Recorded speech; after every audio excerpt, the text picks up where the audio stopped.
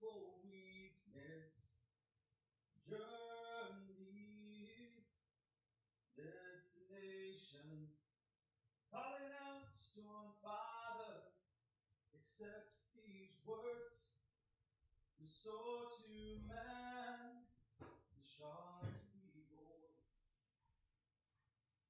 and we will protect those that can't protect themselves, even those we hate. At last, storm Father, we accept there are those we cannot save. There are those we cannot save. You are good, Shayndl, enough for me. Hello. How's it going? Hey, Happy Sunday. I am ready for this. I got my Dragonsteel sweatshirt and I got my Bridge 4 blanket because it's freezing. Yes, it is warm at my house, so I have my Will Shaper pajama shirt on, but not my pajama pants because it would Gotcha. be too hot. I live in like one of these really old houses and the insulation is just not great. So Interesting. Yeah, that it's makes always sense. cold. And also I'm just always cold. So Well, we're in a really weird. We jumped up to like 60 today out of nowhere. It had been like 20, 30, 40, and then all of a sudden, boop, we went up to 60. well, I think you're a bit further south than me anyway, so A little bit. just a skosh, as they say. Oh man, I did get to wear my Stormlight sweater today, though. That was super fun. I don't know if we got to talk about this, but when I saw the Stormlight sweaters online, I did not love them. They is looked that the ones odd with to the me. sleeves? The like different colored sleeves? No, this is the it's got the swords. It's got the honor blades across, and then it's got women's script along the sleeve or on the wrist. Isn't it two-toned? It has like it's like a blue vest and then it has like the is that what it is? The blue and the white, is that what you're thinking of? Yeah. That's a Yeah. hoodie that has like the Stormlight symbol on the front.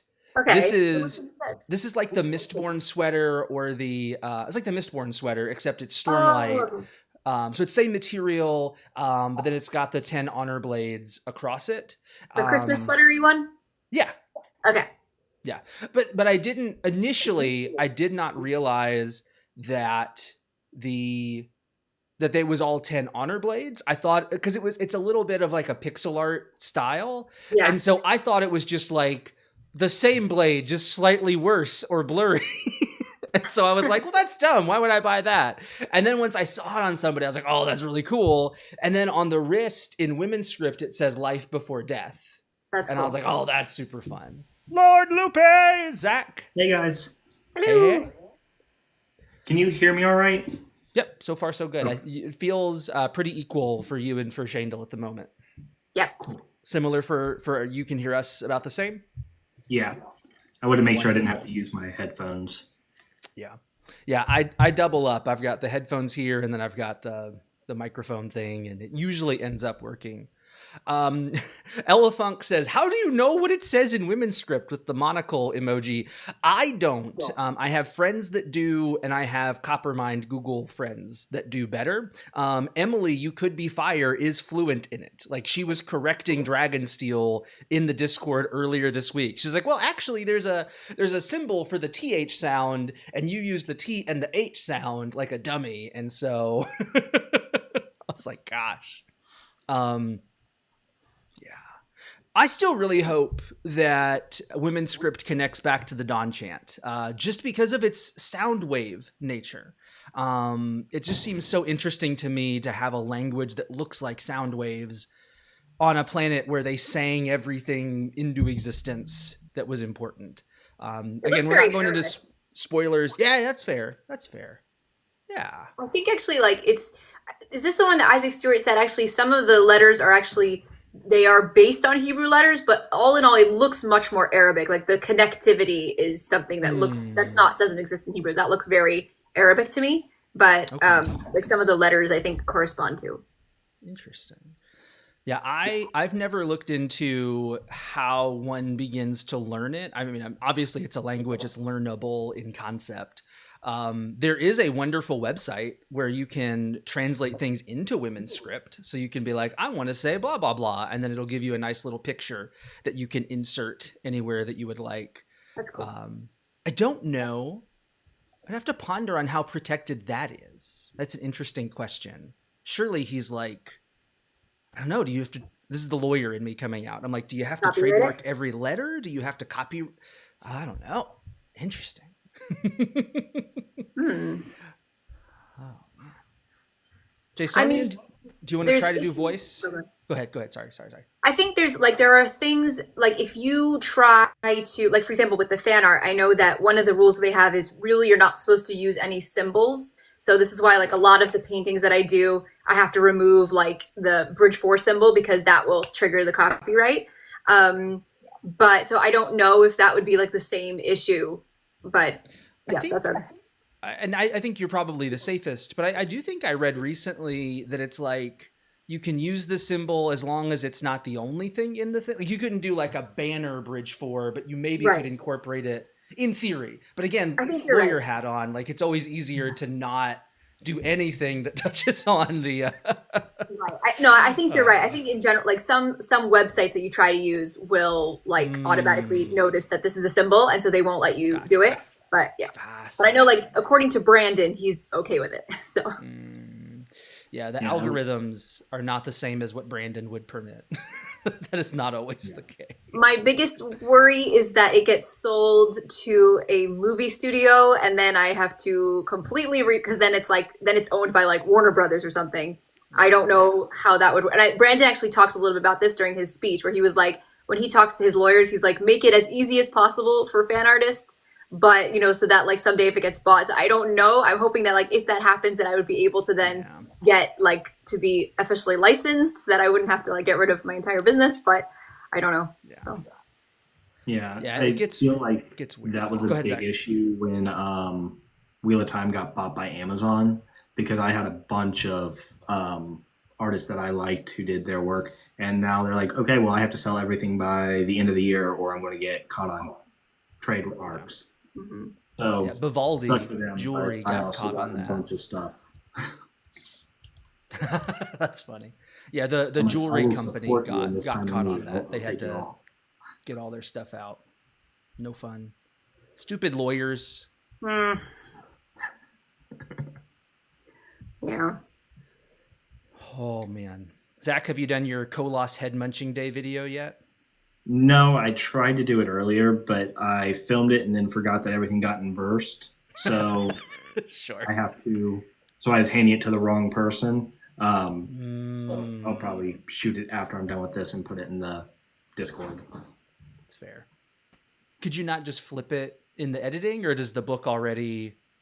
I had flipped it so that way you could read Steelheart the correct way. Yeah, that's fair. So if I flipped it, then it'd be backwards. Which is, it's only like 2 seconds, so no one will be able to read it anyway, but. Yeah. But he would know. It was one of those things where I'm like, I need to do this, but then my daughter needed like 800 things, and she's asked about 5 million questions today. So I'm like, I can wait till it's quiet for 10 minutes. And I can do it and not have my hair sticking out 8 different ways. Yep, that is fair.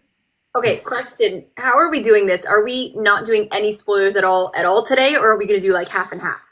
That's fair. So we're going to start off with the normal first half spoiler policy, which is all Cosmere, Sunlit Man, everything, all the secret projects. And then at some point, probably in the next 25 to 30-ish minutes, like maybe just do a general vibes, talk with people, answer questions if they have them. We'll transition into, hey, if you have read the whole book, stick around, because the 3 of us have read the whole book and we're going to talk about things.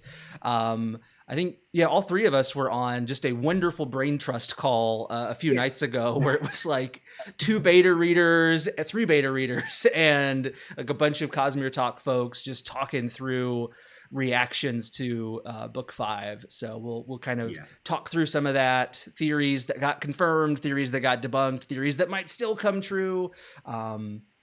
But yeah, it was a really fun call, and it was sort of like so much built up in me because I am the only one in the house now who has read the entire book. So my mom is reading it, my sister is reading it, and I am sitting there like trying not to say anything. But my mother keeps being like, "So wait, who's Botto Bishop?" And I'm like, "Okay, here we go." So I got permission from my wife. She was like, "You can use me as an example of a passionate reader who remembers nothing." Because she was like, "No, wait, Thydakar. Wait, who is that?" Ristaris. Wait, Ristaris, is that Thydakar? And I was like, no, Ristaris. Ristaris is these 3 people. And that was a piece of the recap that I wish I'd thought to do, of like, here are people and their alternate names, like, and the organizations they're a part of. But you almost need like a whole separate video post thing on all the different names of people. That's a really good idea for Seth, who is the Cosmere Academy. I've been trying to think of because I was like, it's such a great idea, because I get so many people messaging me and saying they're just so overwhelmed or they feel so inadequate because they don't remember all of the like crazy lore stuff, and they try to watch like a 17 Shard video and they're like, what book are you reading? So that would be a really good idea of like, here are all the people in the Cosmere who have multiple names and who they all are. Maybe I should make probably like planet by planet almost, or something, or planet of origin, or I don't know. Or like book series by series. Be like, in Warbreaker, his name is Vasher. In Stormlight, his name is Zal. Like that kind of thing would be. Now here's an interesting thing for the fandom, and I think that we've all kind of already come to a decision, but and I guess this is I don't know if you can really call this a spoiler, but this book is the book where it is officially in text 100% confirmed that Vasher is Zyle, right? Like, yes. Up until this point, it is super implied, super implicit, like Brandon confirms it out of text, but technically this is the first book where it's actually confirmed. Does that make it a Wind and Truth spoiler? Does that make it a Words of Radiance spoiler? Because you could figure it out all the way back in Words of Radiance? Or somewhere in the middle? Is it Oathbringer when Vivenna shows up and says, "Oh, I learned the same kata from my sword master, and I'm looking for a man with a talking sword." And, then I don't know. It's a weird question for the fandom. They never confirmed that Vivenna is Azure either. I am so tired. I had somebody today on Instagram. I posted a picture of Syl.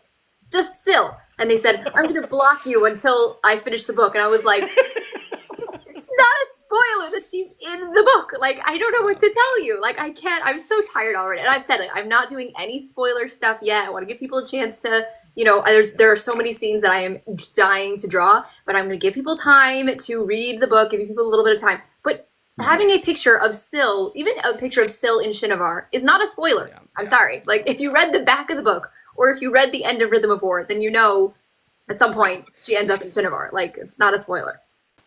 Right. I saw that one and I thought it looked really good because I liked her in that uniform style dress. I'm like, that's so good. And if you've read it, you know why.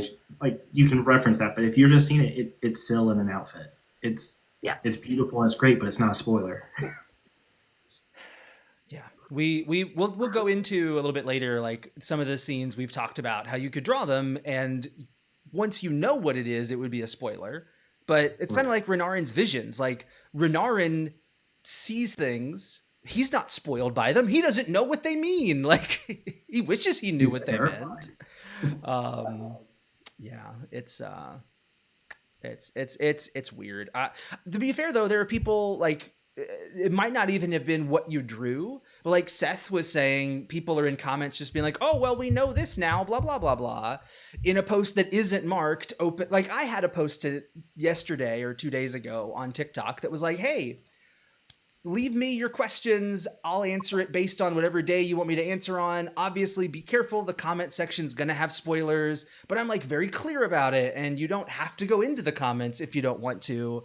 But you just have people that are so terrified, I think, that they're like, "I'm just going to block everything Cosmere related until It's one of the reasons I pushed through the book as fast as I did, as I didn't want necessarily to be spoiled by anything. And I didn't end up spoiled by anything, which I was impressed by. Usually I scroll Reddit or something and I see something that I'm like, "Oh, well, I can click on that." And then it's like, "Oh, no."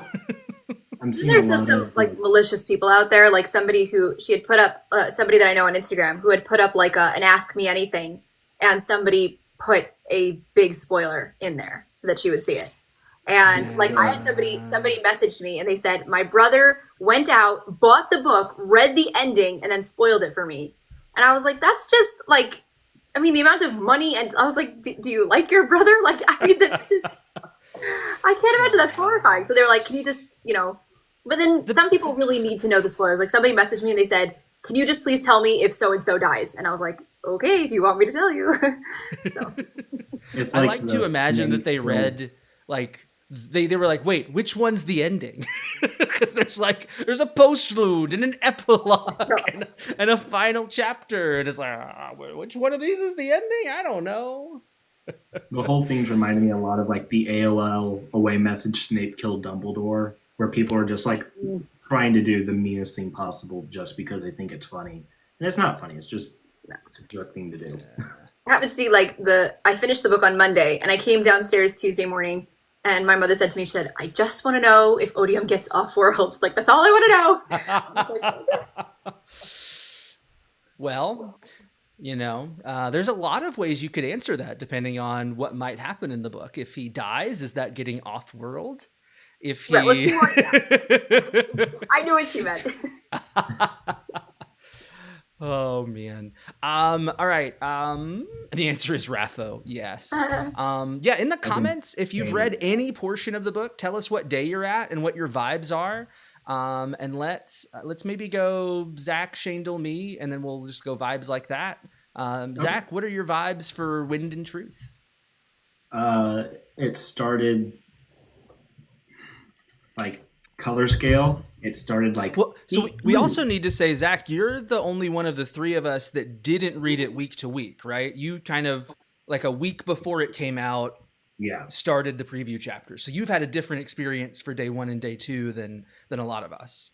Yeah, so I read the entire Cosmere leading up to it in like 2-hour increments. And then like the last week was Sunlit Man. And I'm like, you know what, when I get to Wind and Truth, I want to be as far into it as possible to avoid spoilers. So I sped read Sunlit Man in like a day and a half, and then I did all the preview chapters and hopped right into the book. Nice. Now, before we hear vibes, before you mentioned that you read this, was this just by yourself, Zach? This was just a random lark that you decided to do alone and solo, read through the entire Cosmere? I didn't plan for this bit to last quite as long as it is, but Zach walked away, so I guess I've got... He was so offended so is this a random idea that was just you and you alone by yourself? Sorry about that. My cat was in my daughter's bedroom and I heard her scratching and the kid's asleep, so I didn't want her to wake up. Yep. So I'm sorry to run out on you. What was that? You're good. I was saying this was just a lark all on your own. You decided to read the whole Cosmere by yourself? ? No. So I wanted to get ready for Wind and Truth. I knew I was going to be reading the whole thing. And I'm like, well, if I'm going to do it, I wonder how long it would take if I wanted to start reading like today and go all the way through the end of the year. And I have a math brain, so I sat there and I divided out the entire reading Cosmere, and it came out to like 2 hours a day. And I'm like, well, I've done all this work. I should just make a spreadsheet. And then I made a spreadsheet. I'm like, well, I made the spreadsheet. I should just give it to people who want to get into the Cosmere. And I made the Cosmere in a Year book club for anybody who wanted to join. So we had a bunch of new people who joined in and read through with us. It was a lot of fun. I enjoyed a lot of the conversations, a lot of phone calls about it, and it was really cool seeing the new people being like, Fasher, talking sword, like making the connections, and like at 3 a.m, like scrolling, and all of a sudden my phone started blowing up because I'd get in text messages like, this happened, which was a as I recall, because I did that with you. Mistborn was like the highlight of that. Like people really went through those 3 books together, and like we journeyed through those 3 books. Yeah. What's the next book for the book club, Zach? Starting in February, because I wanted to give everybody who's a speed reader like me or somebody who can do a chapter a day time. We're starting in February, and we're doing the Red Rising series. So I Nice. am All five or the first three, yes. or what's the plan? We're going to do all five, and it's about 2 hours a day if you're listening to audiobook, which is about what I do in driving, and then before like I go to bed at night when I read. Um, Nice. but I'm working on the spreadsheet now. We're doing Red Rising, and then following Red Rising, we're starting Militime. When you say all five, you mean all six? Oh, sure. I don't know how I much. was just That's confused. right. Yeah, I Yes. don't know. 6 of 7, right? I was thinking not complete series. Right. Red God comes out this year, doesn't it? Hopefully, I don't know. maybe. I have not heard that. I know that he's working on it. I hope, but I don't know. He has. I don't think he's said us. I don't think he's given a time. There's a link to the Discord if anybody wants to come join. We'll be talking about Red Rising. And there's lots of Wind and Truth discussion happening there. I mean, people are literally reading a chapter and then going, chapter 135, reaction. So, I mean, we do a really good job of spoiler tagging. I am very impressed that, I mean, I'm in 3 different Discords and like everybody's spoiler tagging so well. I love it. I remember when you were all at Dragonsteel, I was at home and I'm just reading through it. And if you scroll high enough up on like the Cosmere Talk Discord, it's just like 80 messages of me spamming what was happening. Yes. Chapter 5, chapter 7, chapter 8. But it helps. I have a spoiler tag story in the Atlanta Cosmere Knot Discord that I want to share, but it technically is spoilery to talk about it. So, Okay. Vibes of Wind and Truth, Zach. I apologize. Last interruption, I promise. I'm gonna say I do a lot of vibes and like color. Okay. Started like nice sky blue, and then it just kept getting grayer and grayer and grayer. Well, when the first sentence is Kaladin felt good, My first thought, you when know I read that you're in an arc. You know when you have. I Maybe first that's a read, spoiler. I just don't spoiled accept that the Kaladin's in first the book. sentence. I don't accept that the first sentence of a book is a spoiler. It is an audiobook, and I just gave you the first sentence for free. There we go. You spoiled that Kaladin is in this book. Ah, dang it! My- You're right. when I read Now, that, you say that, line, Shayndl, but as a Wheel of Time reader, that is legitimately a spoiler thing. Wait, Perrin's in this book? Awesome! Or boo, depending on your perspective. Yeah. Yeah. Each one of the boys have a whole book. They're just not in. And it's always at the worst time. Like you read it, you're like, I have to know what happens to this character. And then you jump to the next book and you read the whole book and they're just not there. Yeah. Yeah. Or like 3, when Rand is just gone for like 70% of the book. 70, 80, The book named The Dragon 95? Reborn. Yeah, Dragon Reborn. I mean, Darcy says, and grayer, and grayer, and grayer. This continues to be a safe space for spoilers. We're just going to keep talking through any other general thoughts you want to share before we get into a spoiler talk. I expect, like, it ended about the way I expected. It was a very good story, and knowing that there's a second arc, I think it was a very well done story. If you go into it thinking this is the end of the series, you're probably going to feel a little bummed out. Yeah. One of the things that we've talked about before is at Dragon Con in Atlanta, one of the panelists who's a beta reader brought up a really good framing device, which is trying to understand where we are in the mythos in the context of which Lord of the Rings book are we reading? Like, where are we in the Lord of the Rings? Is this the prologue? Like, and it's the War for the Ring? Is it back in the Silmarillion? So it's interesting to think about that, because especially if you're coming into this expecting Return of the King, it's Right. not. It is not the end of a trilogy. It's not the end of a story, but it is an ending, as Robert Jordan would say, but not the ending. Right. Shayndl? Vibes, thoughts, big picture?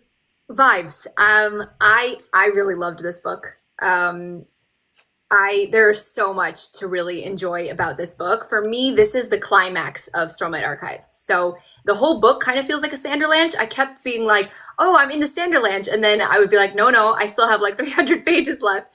So I mean, we'll talk about there were just absolutely gorgeous scenes that I loved.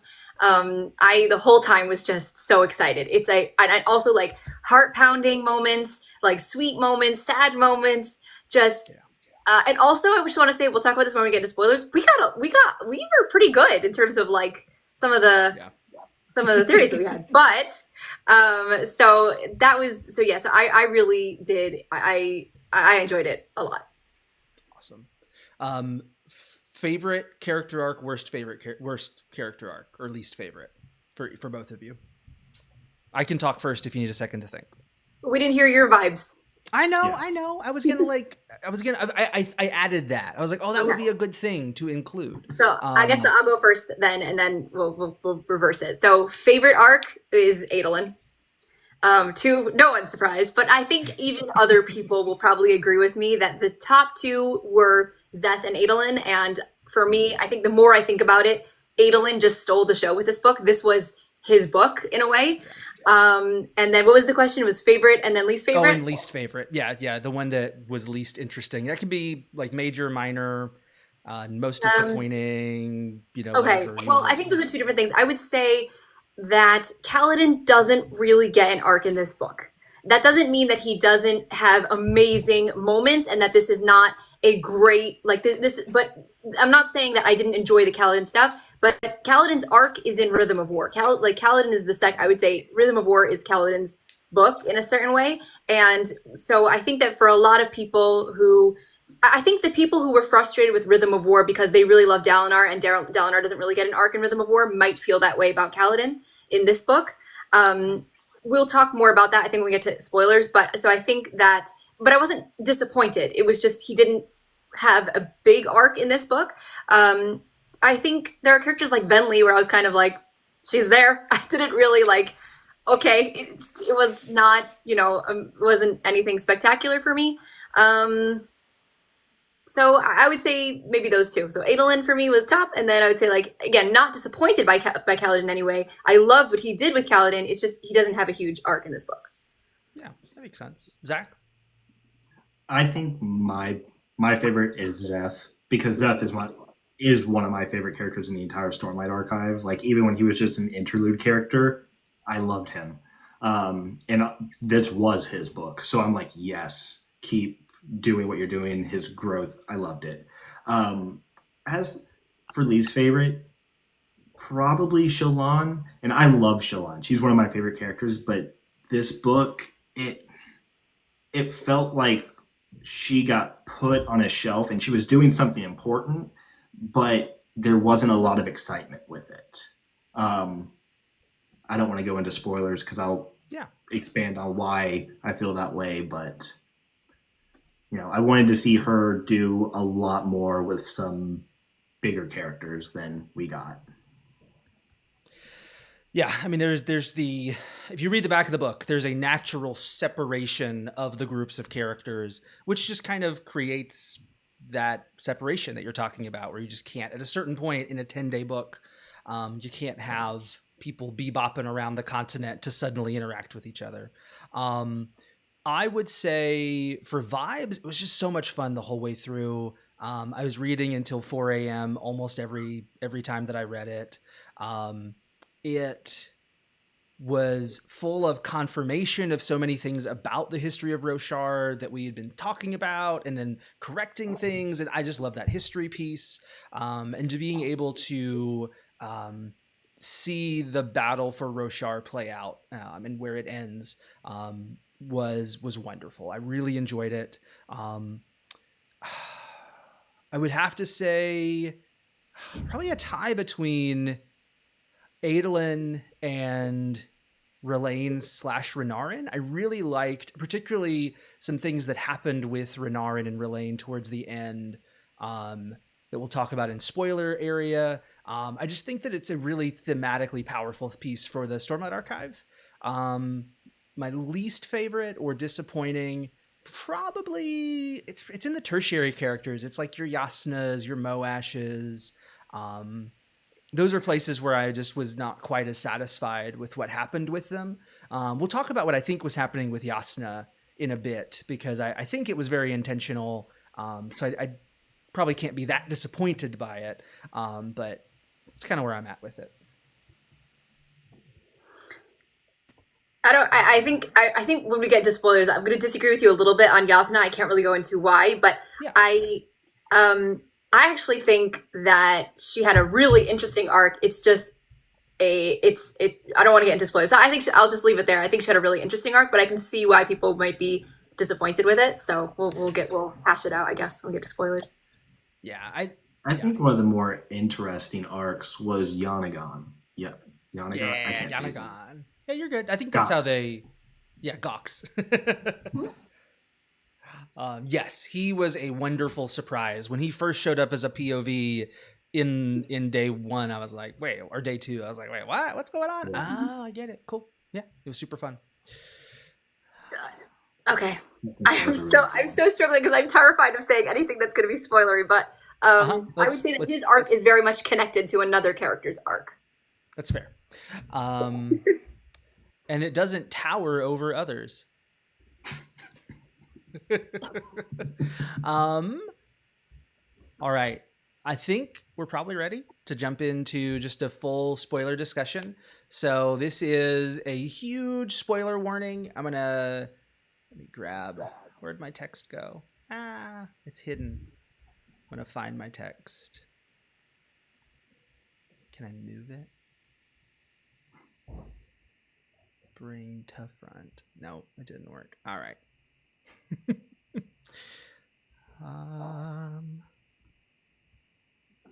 Hold on. But yeah, this is a spoilers for Wind and Truth, starting in 5, 4, 3, 2, 1.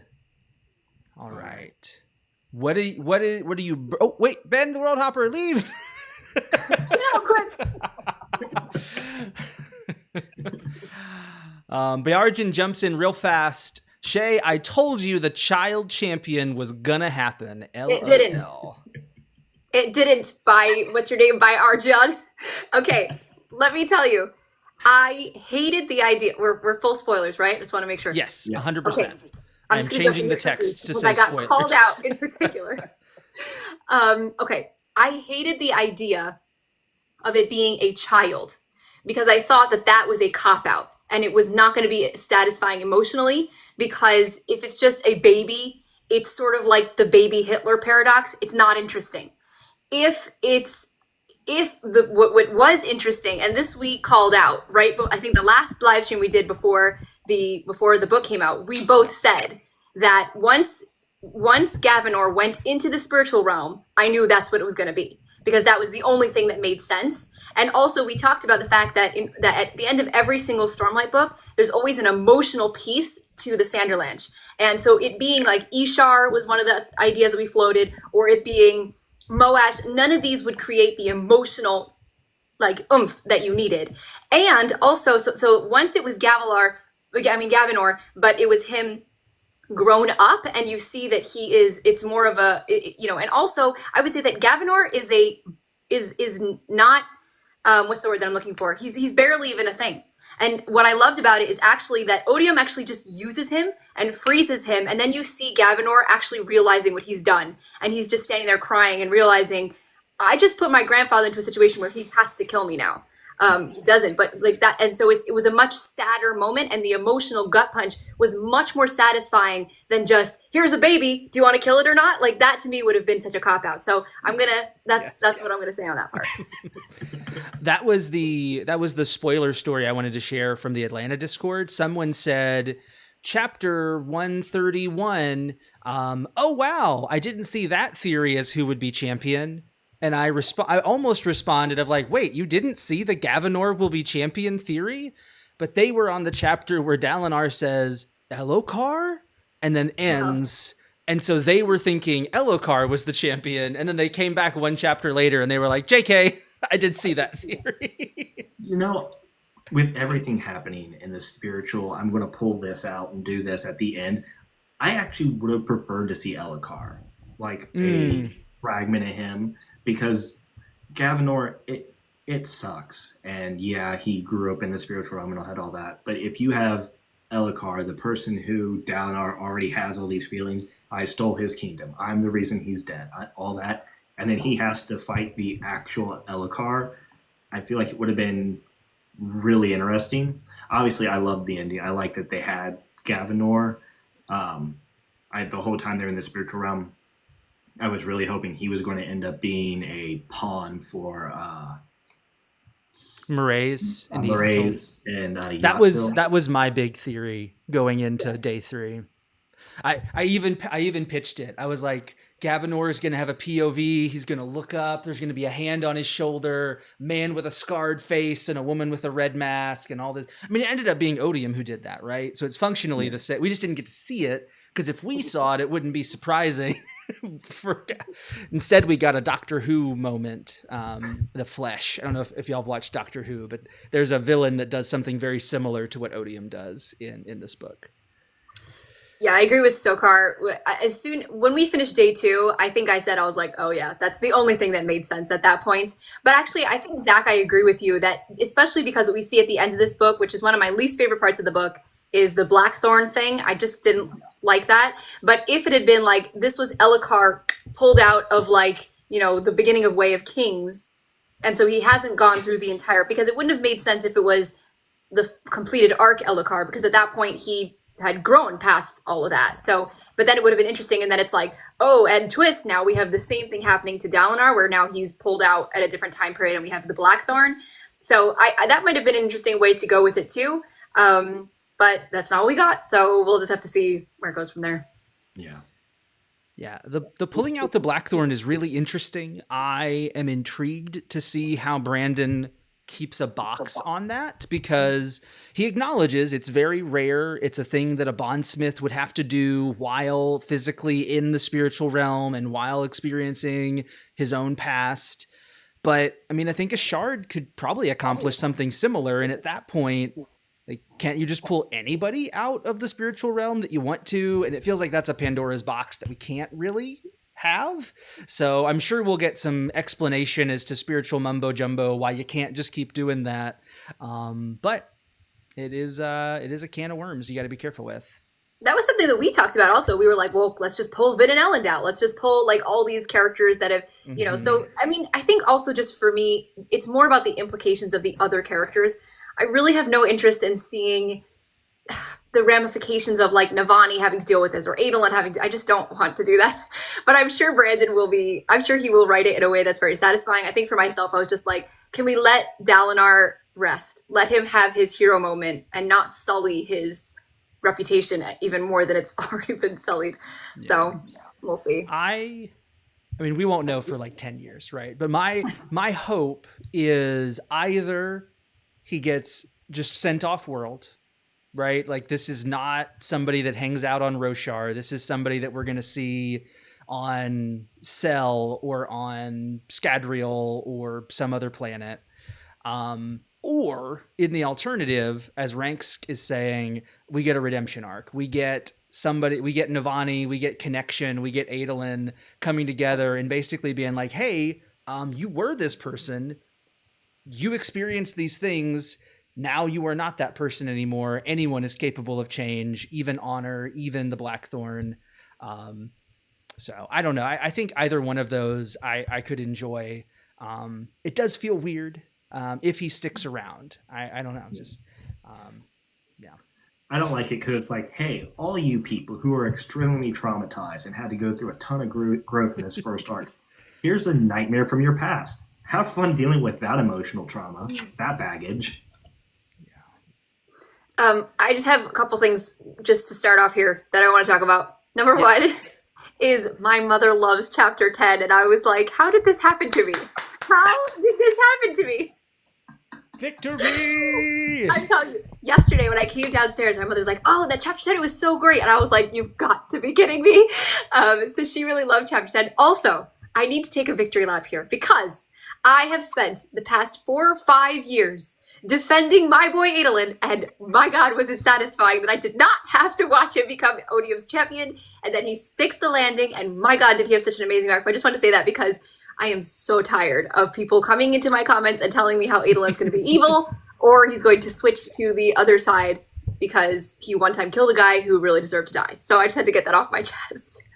Yeah, no, absolutely. Adolin was 100% shown to be the person that he is, which is a little bit silly, a little bit wonderful, and always there when you need him, and always remembering the forgotten, always listening to the ignored.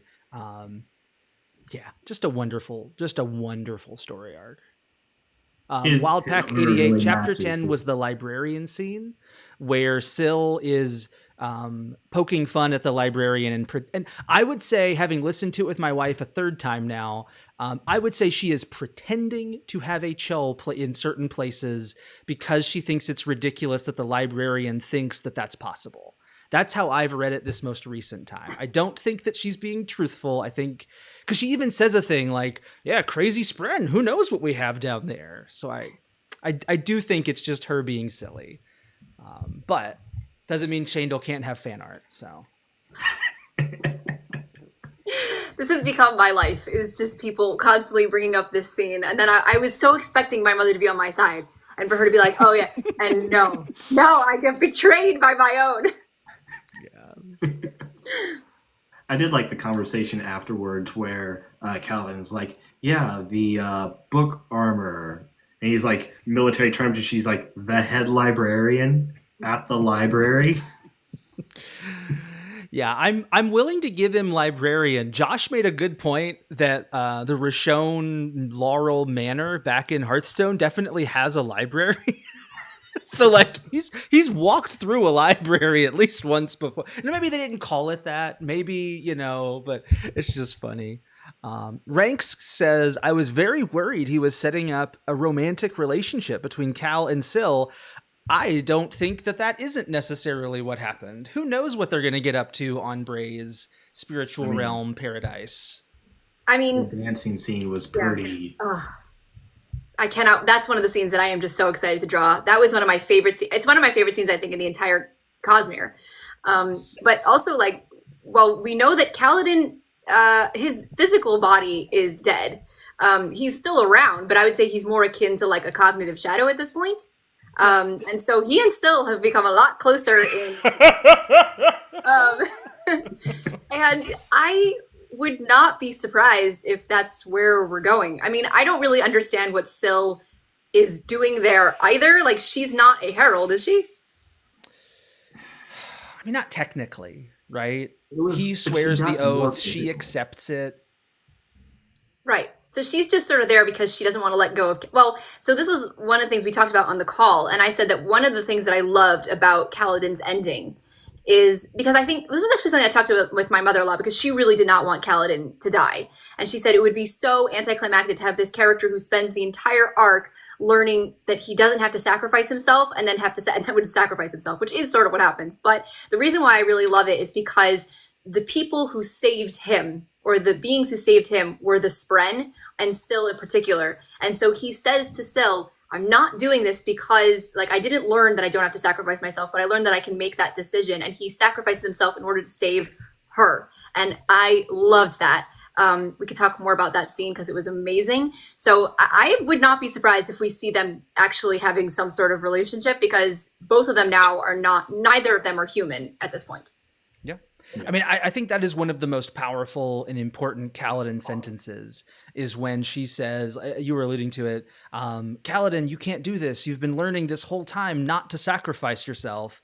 And he says, no, I've been learning that I don't have to sacrifice myself. Yeah. And that's a huge difference. Like, it is, as you're reading Wind and Truth, I think at times it feels like a weird difference, because you're like, well, okay, so you got to help but not need to help. Like, it can't be your identity, but you also still are the person that does it, which is so interesting. But it's that idea of like the freedom that comes from becoming. I'm going to use an example from Doctor Who. Have y'all watched Doctor Who before? Haven't. Okay. The doctor is a time traveler, and there's a moment where he's intimidating someone, and she's like, "You're a good man. You wouldn't hurt me." He's like, "Good men don't need rules. Today is not the day to find out why I have so many of them."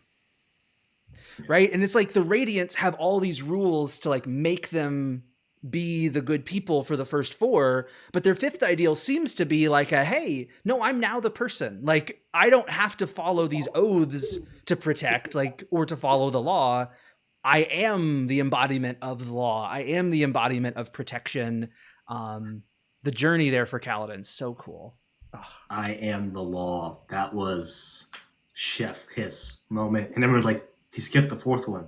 Can he skip the fourth one? Can you do that? Well, I know. Humans, I mean, some of you don't even float around. It's great. But we knew the fifth ideal for the Skybreakers, right? Like we knew that already. But then I was thinking about it and I was like, we totally should have been able to guess the fifth ideal for the Windrunners. It was so obvious now that I know what it is. But the idea of it being right? I am the law. I must protect myself. It makes so much sense. The Windrunner one, I had seen people say things like that one. I think now that I see it in the context of I can't protect if I'm so consumed with other people. Because like ultimately, because we'd said something to the effect of like sacrificing others to be able to protect, right? And to a certain extent, like what is protecting yourself, but being like, hey, I can't go and like sacrifice myself for this person. I have to go like in this way. So there's a little bit of a common thread there of I have to maintain myself so that I can. Well, I think what we were theorizing that it was going to be I can't save everyone, or that not everyone can be saved. That was sort of where we were talking about it. I don't know if we fully got it, but we were kind of close, I would say, a little bit. So yeah, and it was a nice moment because I think like there are so many fantasy it's such a common theme in fantasy of like the hero who sacrifices himself. And actually that's not, you should always choose life, I mean, don't like, you should always choose your own life. If your life is in order to protect other people. I mean, don't push people into don't push people out of the way to save yourself. But I mean that you should always be looking to preserve life, and especially your own, so I actually really liked that about it. Unless you're Moash. Well, in which case, find an honor chasm. And Andrew Rising says, Windrunner fifth ideal. I will put my own oxygen mask on before assisting others. But you have to first go through the first 4 steps of building that basis of I will protect those who can't protect themselves, and I will protect even those that I hate, and I can't save everyone, but the ultimate is I need to be able to protect myself. And that is beautiful poetry there, I would say. And ironically, for better or for worse, Sigzil kind of fundamentally violates that, right? He doesn't protect himself so that he can keep protecting others. He sacrifices his oath and his bond. So it's kind of interesting. I mean, it's like he never got to the fourth ideal in this book even.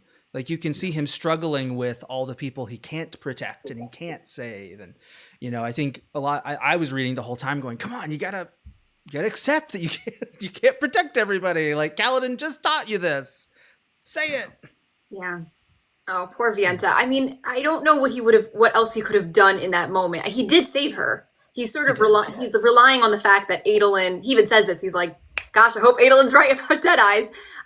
But otherwise she would be like gone completely. So, which Adolin seems to be. Baal Mishram being freed seems to have, because Vienta's able to send him a message at the end of the book. It's not a nice message. It's a no, I don't want to see you ever again message. A breakup letter. Gosh.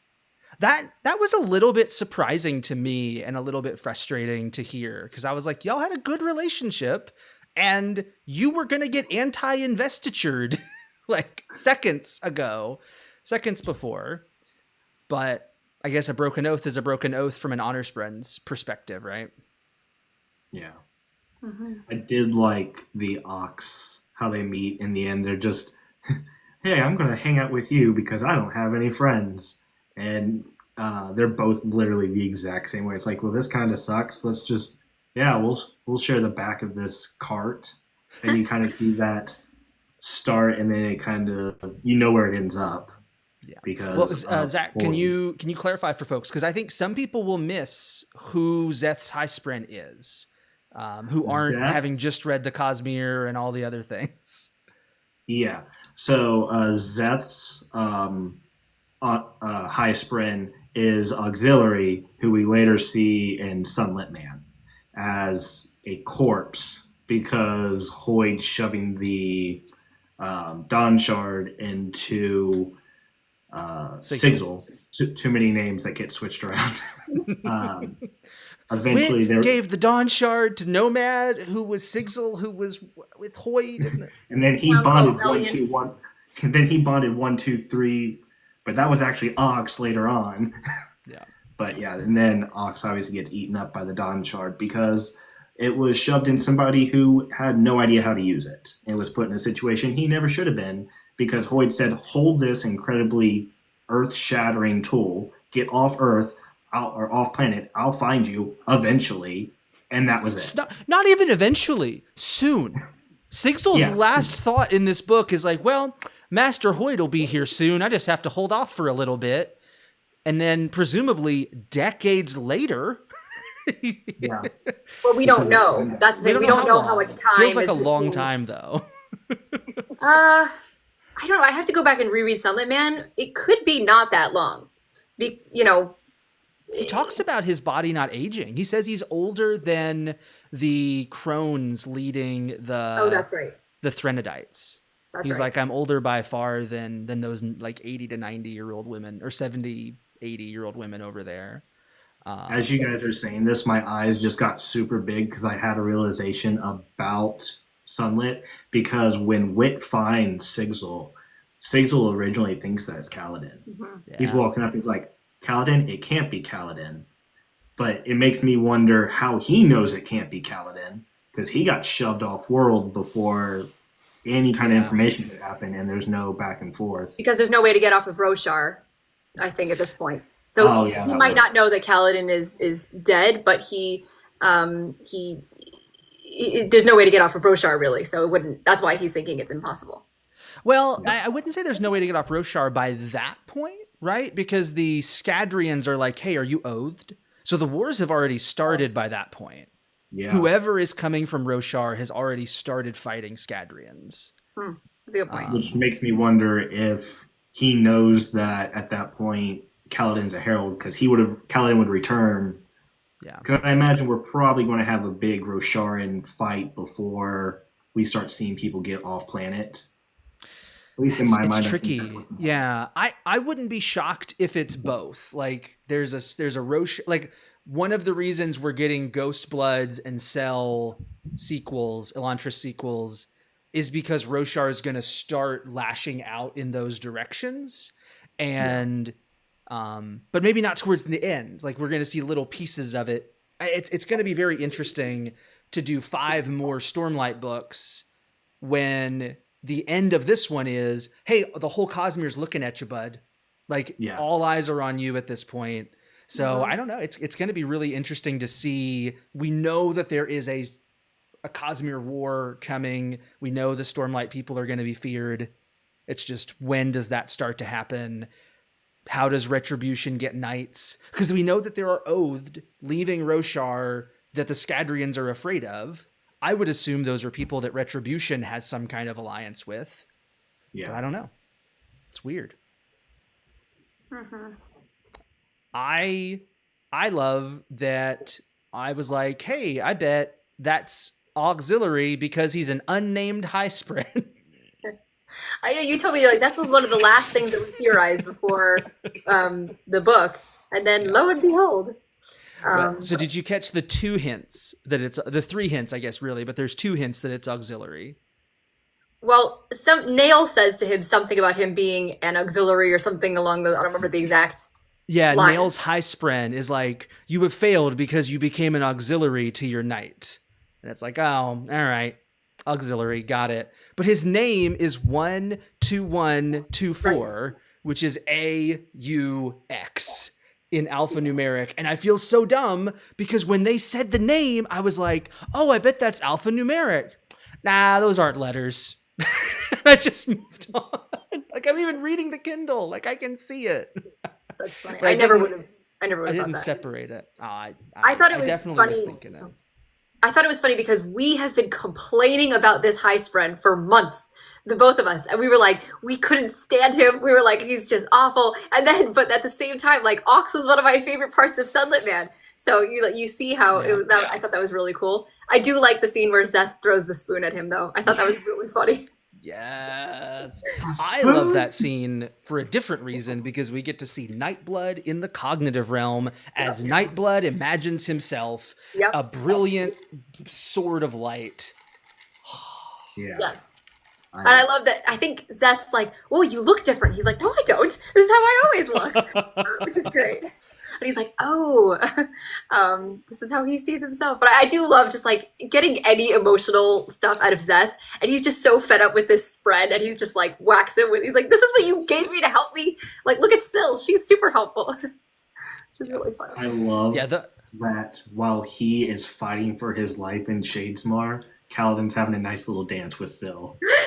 There was a post, I think it was Joshua, posted it. And it was like, this guy standing in the corner, and it had Zeth fighting for his life, and they had two people dancing. And it just said Cal and Syl. I love it. But just I love that scene. And then when he comes back, and he's like, Callan's like, "What are you doing over here? We have to go get ready to fight shard bears." And then Zeth just starts laughing. Yes. Also, that like Kaladin's like, "Where'd Zeth go? Oh, he'll be back." You know, he's just like, it's just pretty funny. Yeah, Stephen Morris and Wildpack 88. Nightblood is always awesome, but when he stopped destroying, it was so badass. And then Stephen Morris, I am not a thing. Rule number 1. Oh, I take back my earlier answer. Nightblood's arc is my favorite in this book. Yeah. I loved the moment when he's like, no, I don't have to kill, and I deserve to be happy, and I don't kill friends. So I will not.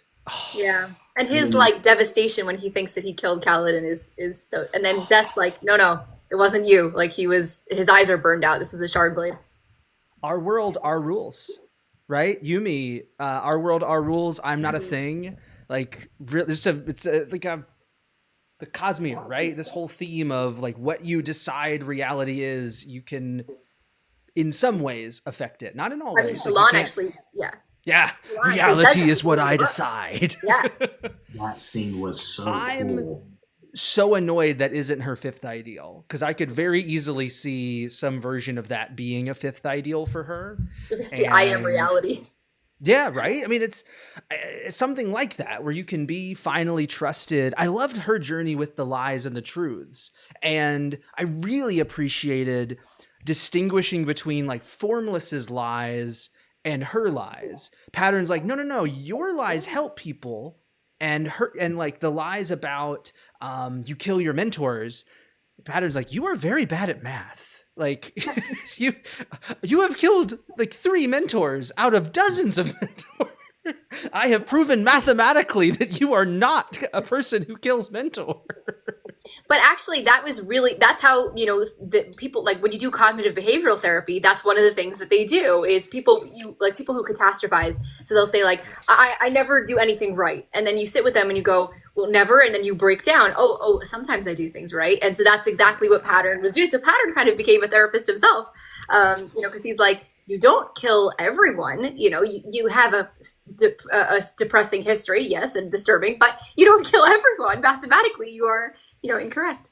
You didn't even kill one of them all the way. Shauna came back. Yeah. Can I read my new favorite Pattern pun for the book? Because Pattern gets a great pun every book, right? Something inappropriate, like divide by 0. This is odd. Yes, 11 of us. This is an odd number. So the new one is, I'm concerned about what Yaddle is plotting.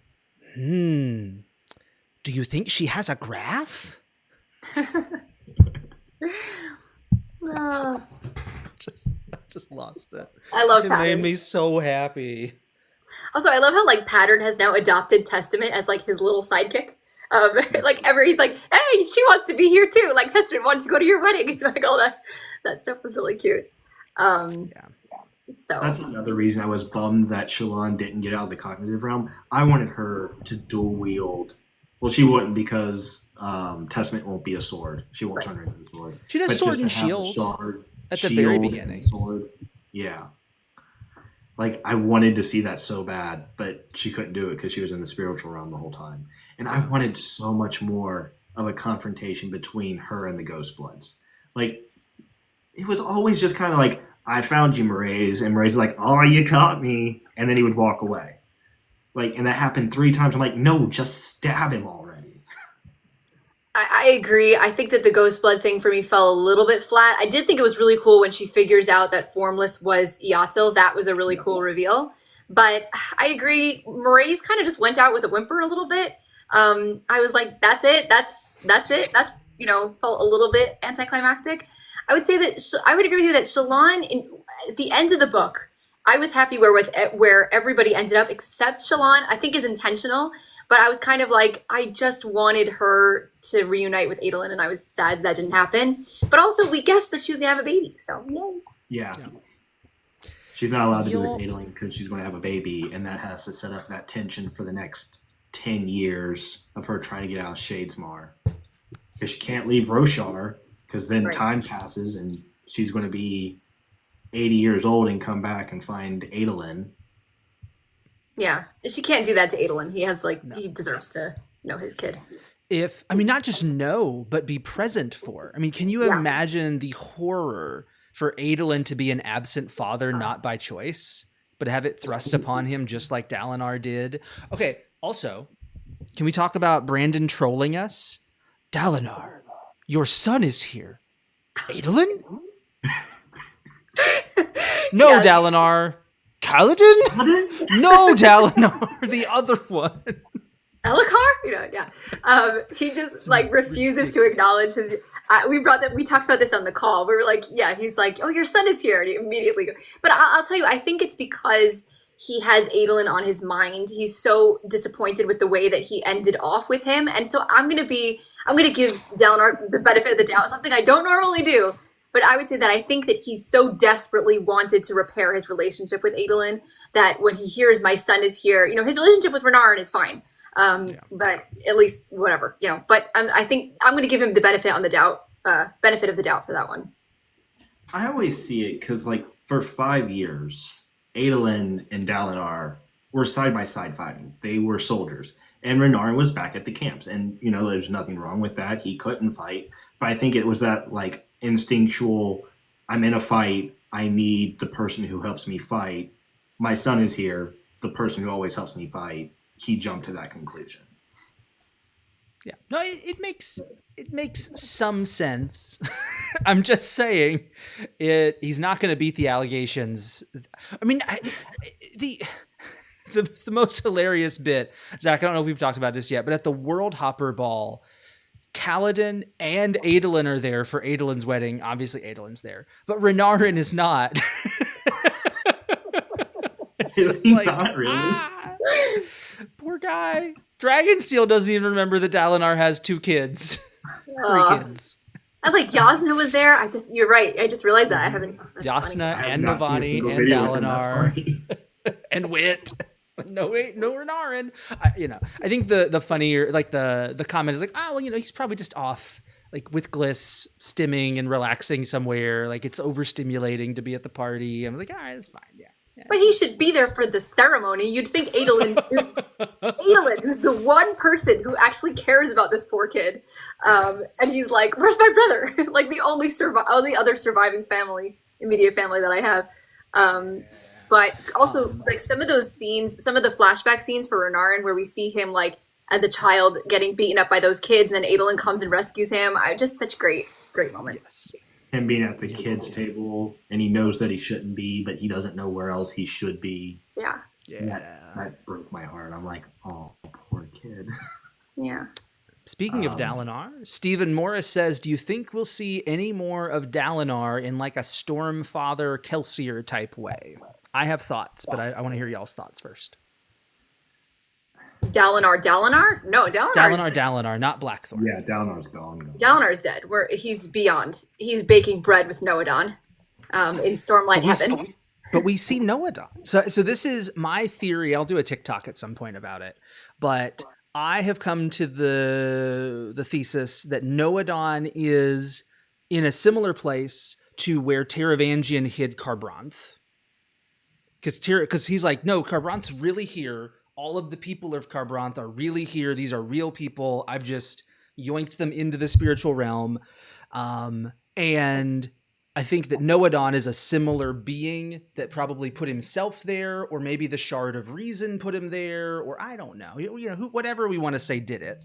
And then when Odium tries to get Dalinar and the power tells him no, another has claimed him, I think that was Noadon yanking him over into the baking bread land, and that he will someday pass to the beyond, but I think he's still there. Now, will he interact with the plot? I don't know.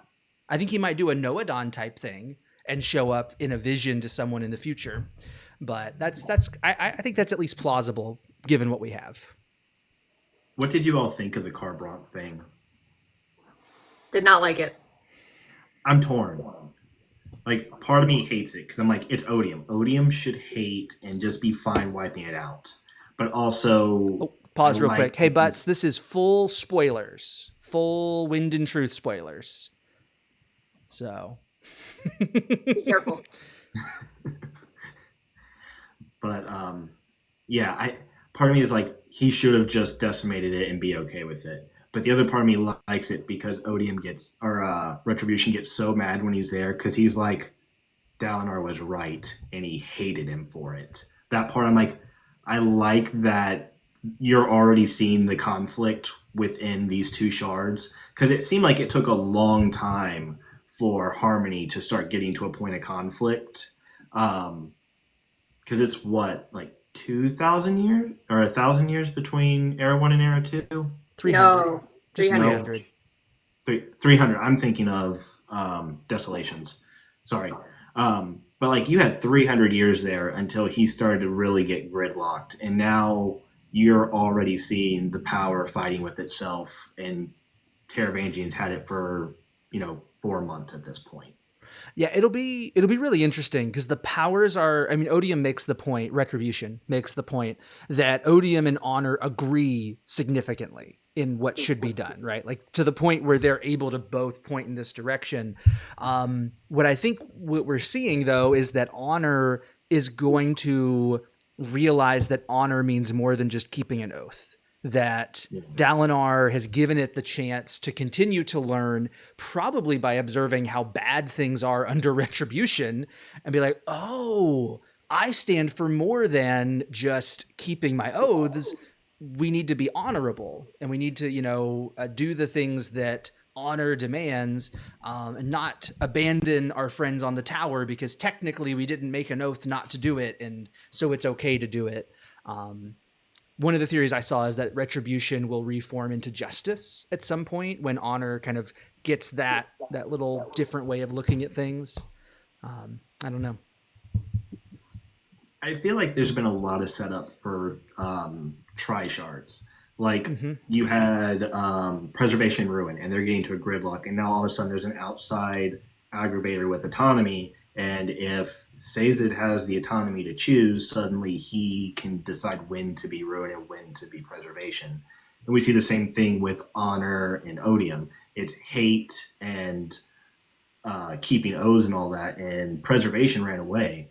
Or not Preservation, I always say that. Cultivation. Cultivation. And that power to grow, and having the power to grow past that hate and honor and into something new, it would give that shard more agency as well.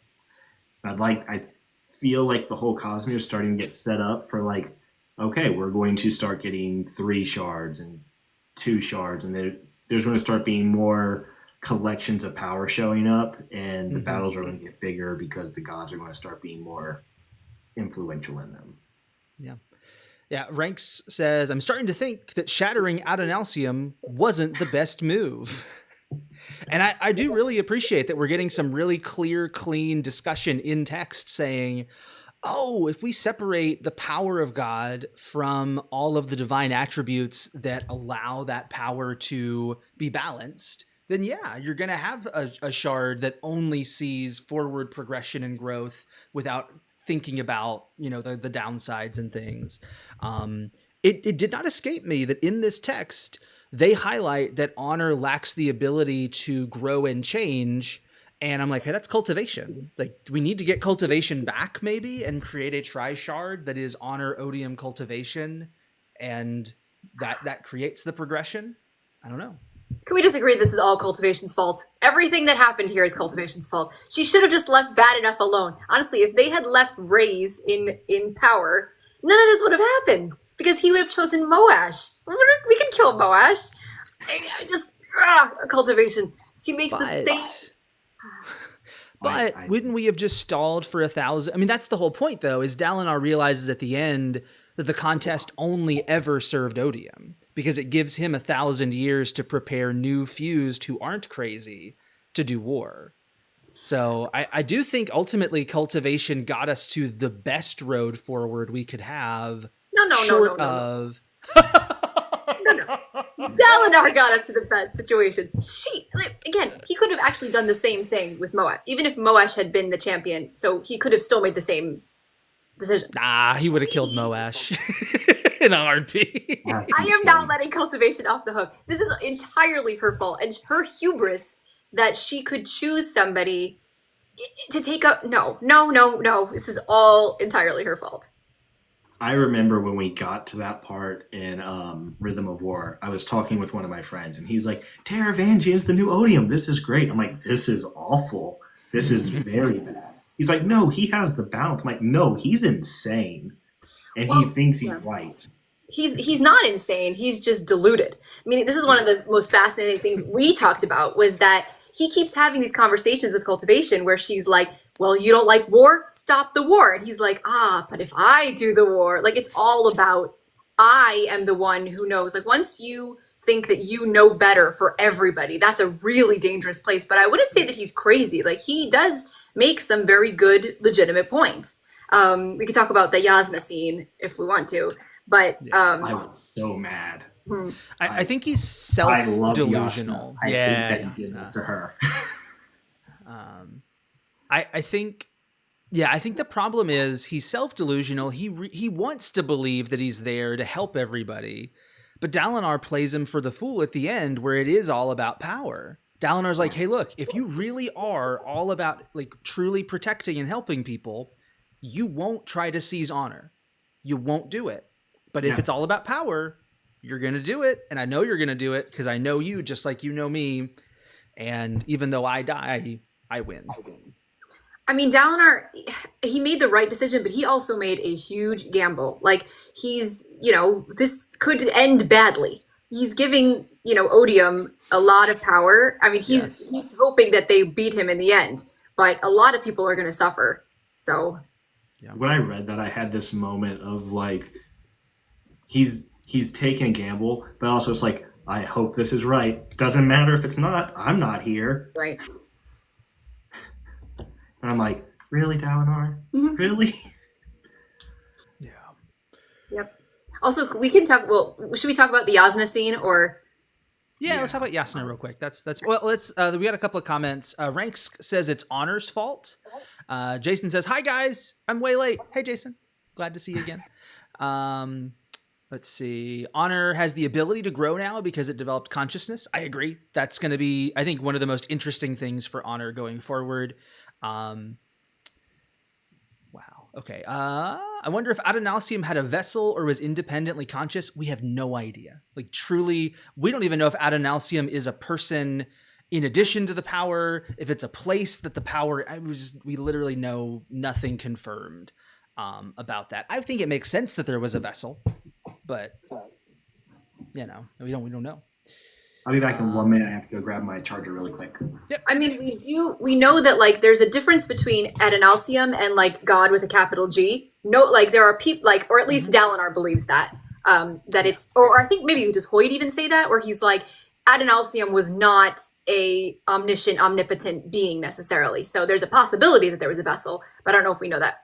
Am I saying that correct? Like that correct? I think that's pretty right. I mean, Hoyt talks about the dragons and then the gods before the dragons, like whatever that means, because that's like plural. But that's before, like, if before the dragons would be before the shards, because the shards come after the dragons, because the dragons created the shards, which would imply Adonalsium plus a few others. In Dragonsteel Prime, there were like 4 different things, and so maybe those 4 things came. It's who knows? Truly, it's shrouded in mystery. We got to wait till Stormlight's done, then Brandon will write Dragonsteel, the series, Hoyd's backstory, and then we'll know a lot more about that. Jason said, I like that we got to see Taravangian divided first, then make a choice. Yeah, the dividedness of Taravangian I thought was a really interesting piece. And I think it was a really smart idea for every set of interludes to have an odium interlude so that we could stick with our antagonist as we go through. Yeah, I think my only thing, just going back to what Lord Loopy said before about the decision to have him actually save Kharbranth, that was my issue with that, is that I felt that when he destroys Kharbranth, it was him, this war, and then he's like, no, I have to make a decision. And then we find out, well, actually, he didn't make a decision. It felt like, Brandon doesn't like killing off characters. It felt like a little, and that was my issue also with the Blackthorn things. It just feels like, well, all of the deaths in the series become muted because you could just have them again. And so I just feel like he's done it now with Yasna and Kelsier, and if he does it with Dalinar, it just feels like it's a bit getting too much for me. So that was, the reason why I didn't love it. No, that's fair. I have a connected Taravangian question, but we'll get the rest of these. Sean Curran says, Shayndl art, any scenes from Wind and Truth you're excited to depict? Yes. I talked about the scene. What did you say? What? Chapter Nothing? 10. Oh, Lord Loopy, you think she should draw chapter? I'm hearing chapter 10 a lot, Shayndl. I think maybe there should be a chapter 10 drawing. I don't know. It's weird. There is no chapter 10 in Ba Sing Se. It's just. Sorry, go ahead. You will not be seeing that from me. But I would love to do a picture of Kaladin and Syl dancing. And I really want to do a scene. I already have it kind of plotted out in my head of the very end scene with Kaladin and Syl, where they're both holding on to the spear. And just the two of them looking at each other with the spear in the center. That's the scene that I really would love to do. I've got Adolin with his prosthetic leg. There's a scene we'll talk about Adolin hopefully at some point, but there's a scene where he's lying on the ground looking at the moon. I don't know how I'm going to exactly do that, but I would love to do, because that scene just was so fantastic. So yeah, there's a lot of scenes that I'd like to draw. Those are some good ones. So many good ones. Jason said, was Noadon the holder of Adonalsium? I'm going to say no, because Noadon seems to have been a dude that lived on Roshar. Honor describes him as have been a human that he was interested in. So he might have done something after that, but not that important. John S., welcome. You are about an hour-ish late, but we're still we've talked about a few arcs. There's still a lot of book left that we can talk about. I'm sure we won't hit everything tonight. Let's see. Aethers ranks. You point out that Aethers do claim to have existed before Adonalsium. Yes, they do claim that. Who knows? I think people disagree with them about that, which I think is hilarious. Just because someone says something doesn't mean. Yeah. And yeah, Shayndl, going back to your art thing, I think that's like a perfect example of a non-spoiler spoiler. Like, once I know what that scene is, yeah, like I know that that's Kaladin and Syl becoming heralds and moving on. But if it's just Kaladin and Syl holding a spear, it's like, yeah, but that would be something that I would put like a lot of spoiler, because that is like a big scene. If it's just a picture of Kaladin in Shinovar, not a spoiler like that. So that I would differentiate. Even the Kaladin and Syl dancing, it's like it doesn't ruin any plot point.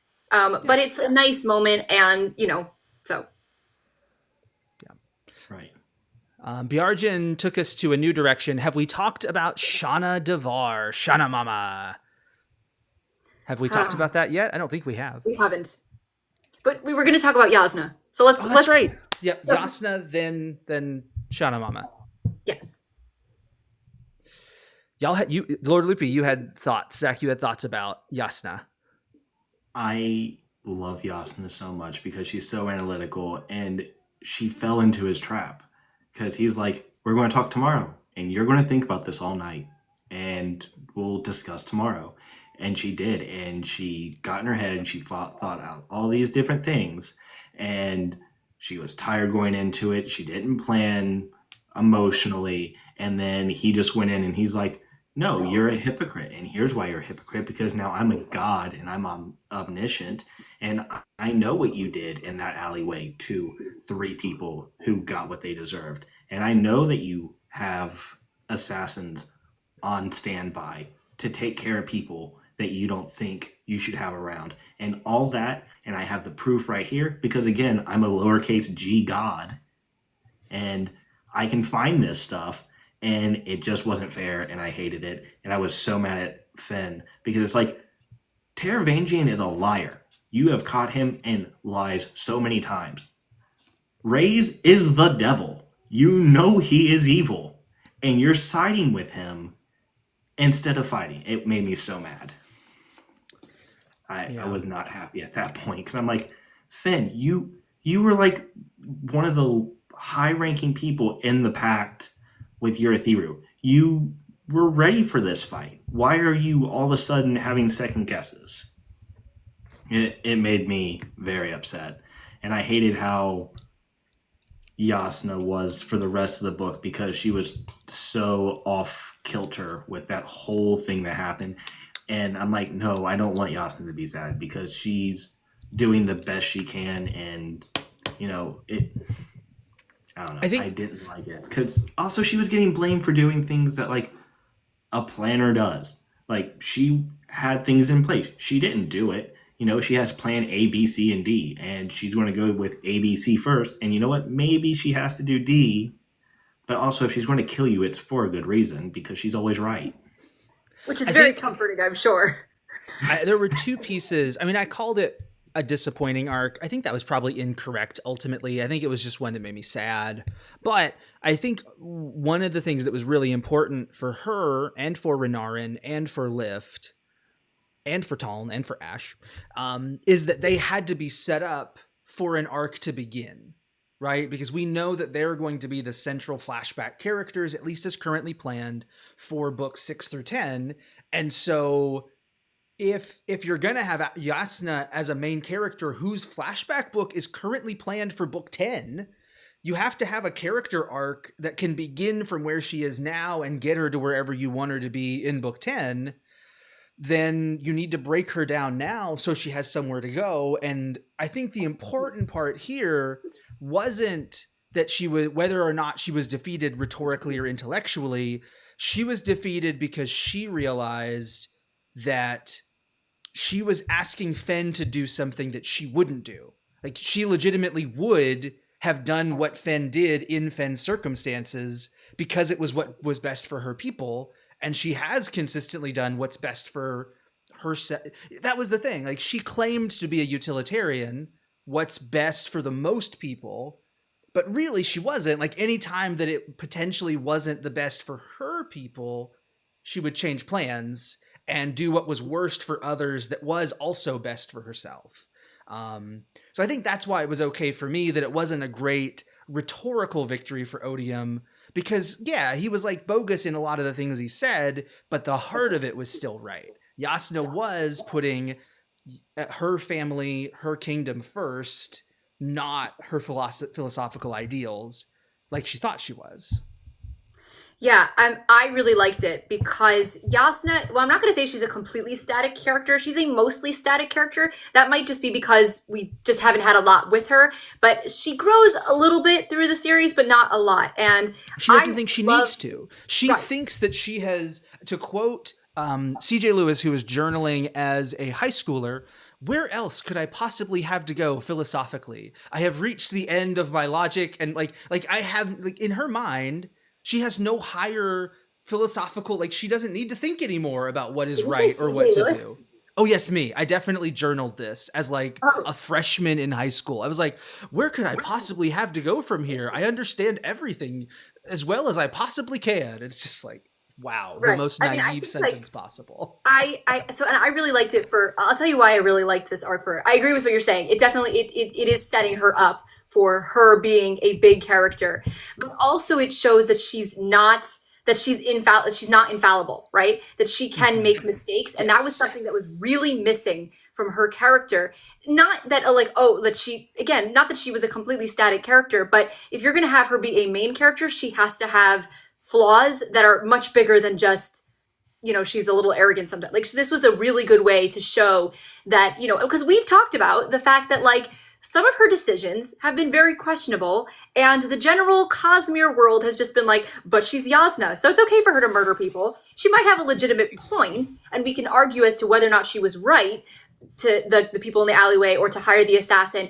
But those are very morally gray, actions, and she never gets called in it until now. And so that was really satisfying. And she's going to have to go back and work through and be like, what do I really stand for? I think also setting up this idea of her being an atheist, and yet now she has to come to terms with the fact that there are, even if she doesn't call them gods, there are superhuman, supernatural beings. And how does she Mhm. deal with that was really interesting, which we talked a little bit about.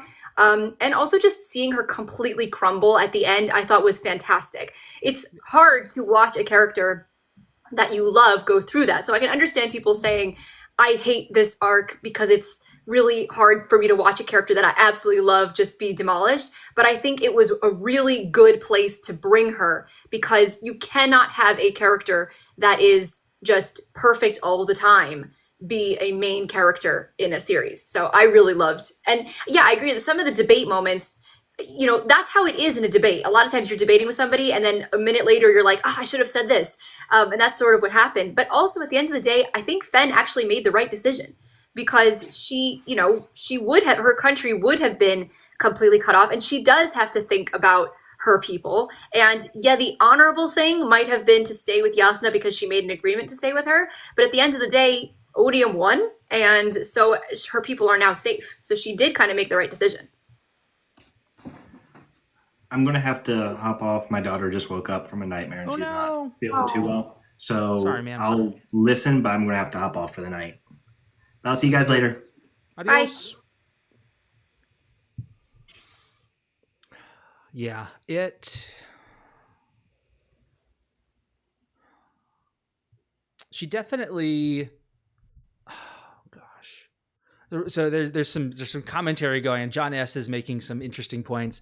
John S, I don't disagree with you that she is making good changes for Alethi society, and I think that like that's like her philosophy is valid in terms of how she applies it to ruling and all these things. But I think what's being highlighted is yes, this is what she does most of the time, but at its most break point, if it's her family, her kingdom, or like actual, because she thinks this will be better for her kingdom. She thinks removing the slavery, removing the lower class problems, like fixing wealth inequality, all these things, she sees those as better for Alethkar overall, and so she's able to do them, and so she does them. So I think that's the difference. I don't think she sees the nobility as her people. I would think that the like her family, and then Kholinar, then her kingdom as a whole, which include all of the people. So, but Yeah, I I think, mean, yeah, go ahead, Shayndl. I mean, we see at the end with Renarin where she basically says we're going to set up a constitutional monarchy. So that's, so she's very committed to these ideas. I don't think that she cares that much about the nobility. I mean, we see in Rhythm of War that clearly she does not. But so, and I applaud her for that. I think that she thinks she has a little bit too much. The way that she approaches problems is she studies history, and she says, let me look at how this happened historically, and then work from there, which is a really, really good thing to do. But she also, Dalinar does caution her and say, making all of these huge sweeping changes can also be problematic. So Yeah. I'm going to say something here. This is going to probably be a little bit controversial. I hope I don't get canceled for this. But if you look back at like American history, So there were a lot of abolitionists in the original government when America was founded. But the problem was that there were a lot of states that were not going to join the Union, and they made the controversial decision to not get rid of slavery, even though there were a lot of abolitionists of the original founders. And it took a really long time, too long, but it did take a while before that was fully dealt with, right? Like it took like almost 100 years. And while we don't know what would have happened if they hadn't done it that way, I think you can make some parallels there to say that too much change can also be dangerous. That is not me saying that they were right to keep slavery. Let me just be clear. But I'm just saying that like she could be, she sometimes can get into her own, like she's sometimes a little bit too theoretical, so. Yeah, I mean, I think that's, hold on. TikTok thinks we're not having enough activity. I know, right? Let's everybody stop and do 10 jumping jacks. Oh man. Let's see. Kansas Cow says, I enjoyed how the Yasna arc humanized her. Yeah, I mean, it broke her down into a person that like is in need of comfort, in need of assistance.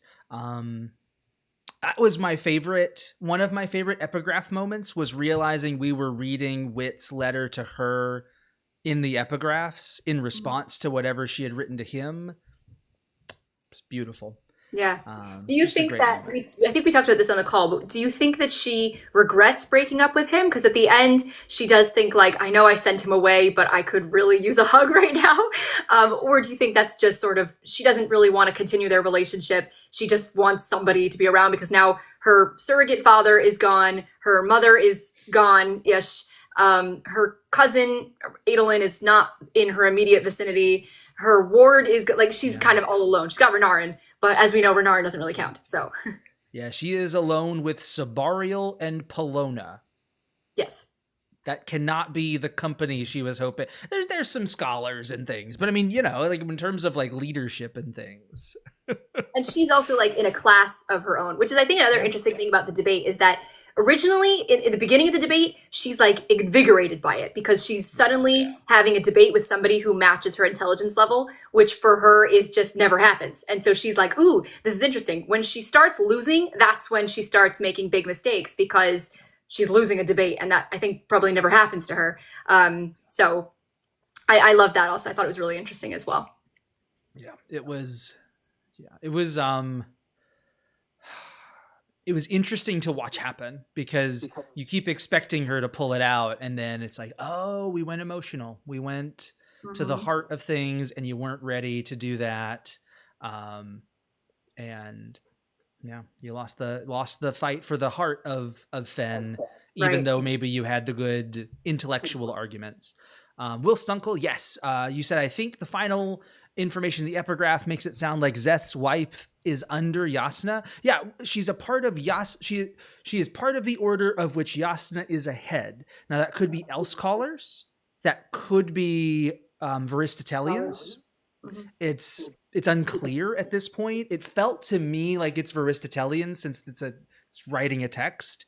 It's also unclear whether she's part of the order via Spanreed or some other like Fabrial technology, or whether they've found a way to actually get together, because most of Yasna's communication with the Varistotelians was via Spanreed. So you don't have to be around each other to be there. Also, real quick, I've seen some weird comments about Zeth getting with a child. Nowhere in the epigraphs does it say that his wife is a child. It's just that she is living with her family. Like she is asleep at her parents' house when they sell the wagon. I think people then inferred, and in fairness, I think I did initially too, that meant she was a child asleep at the farm. That doesn't appear to be because that's like 40. I don't think this is a young child. I'm assuming that this is a Shin woman who lives with her family and farms. I hope I get to see.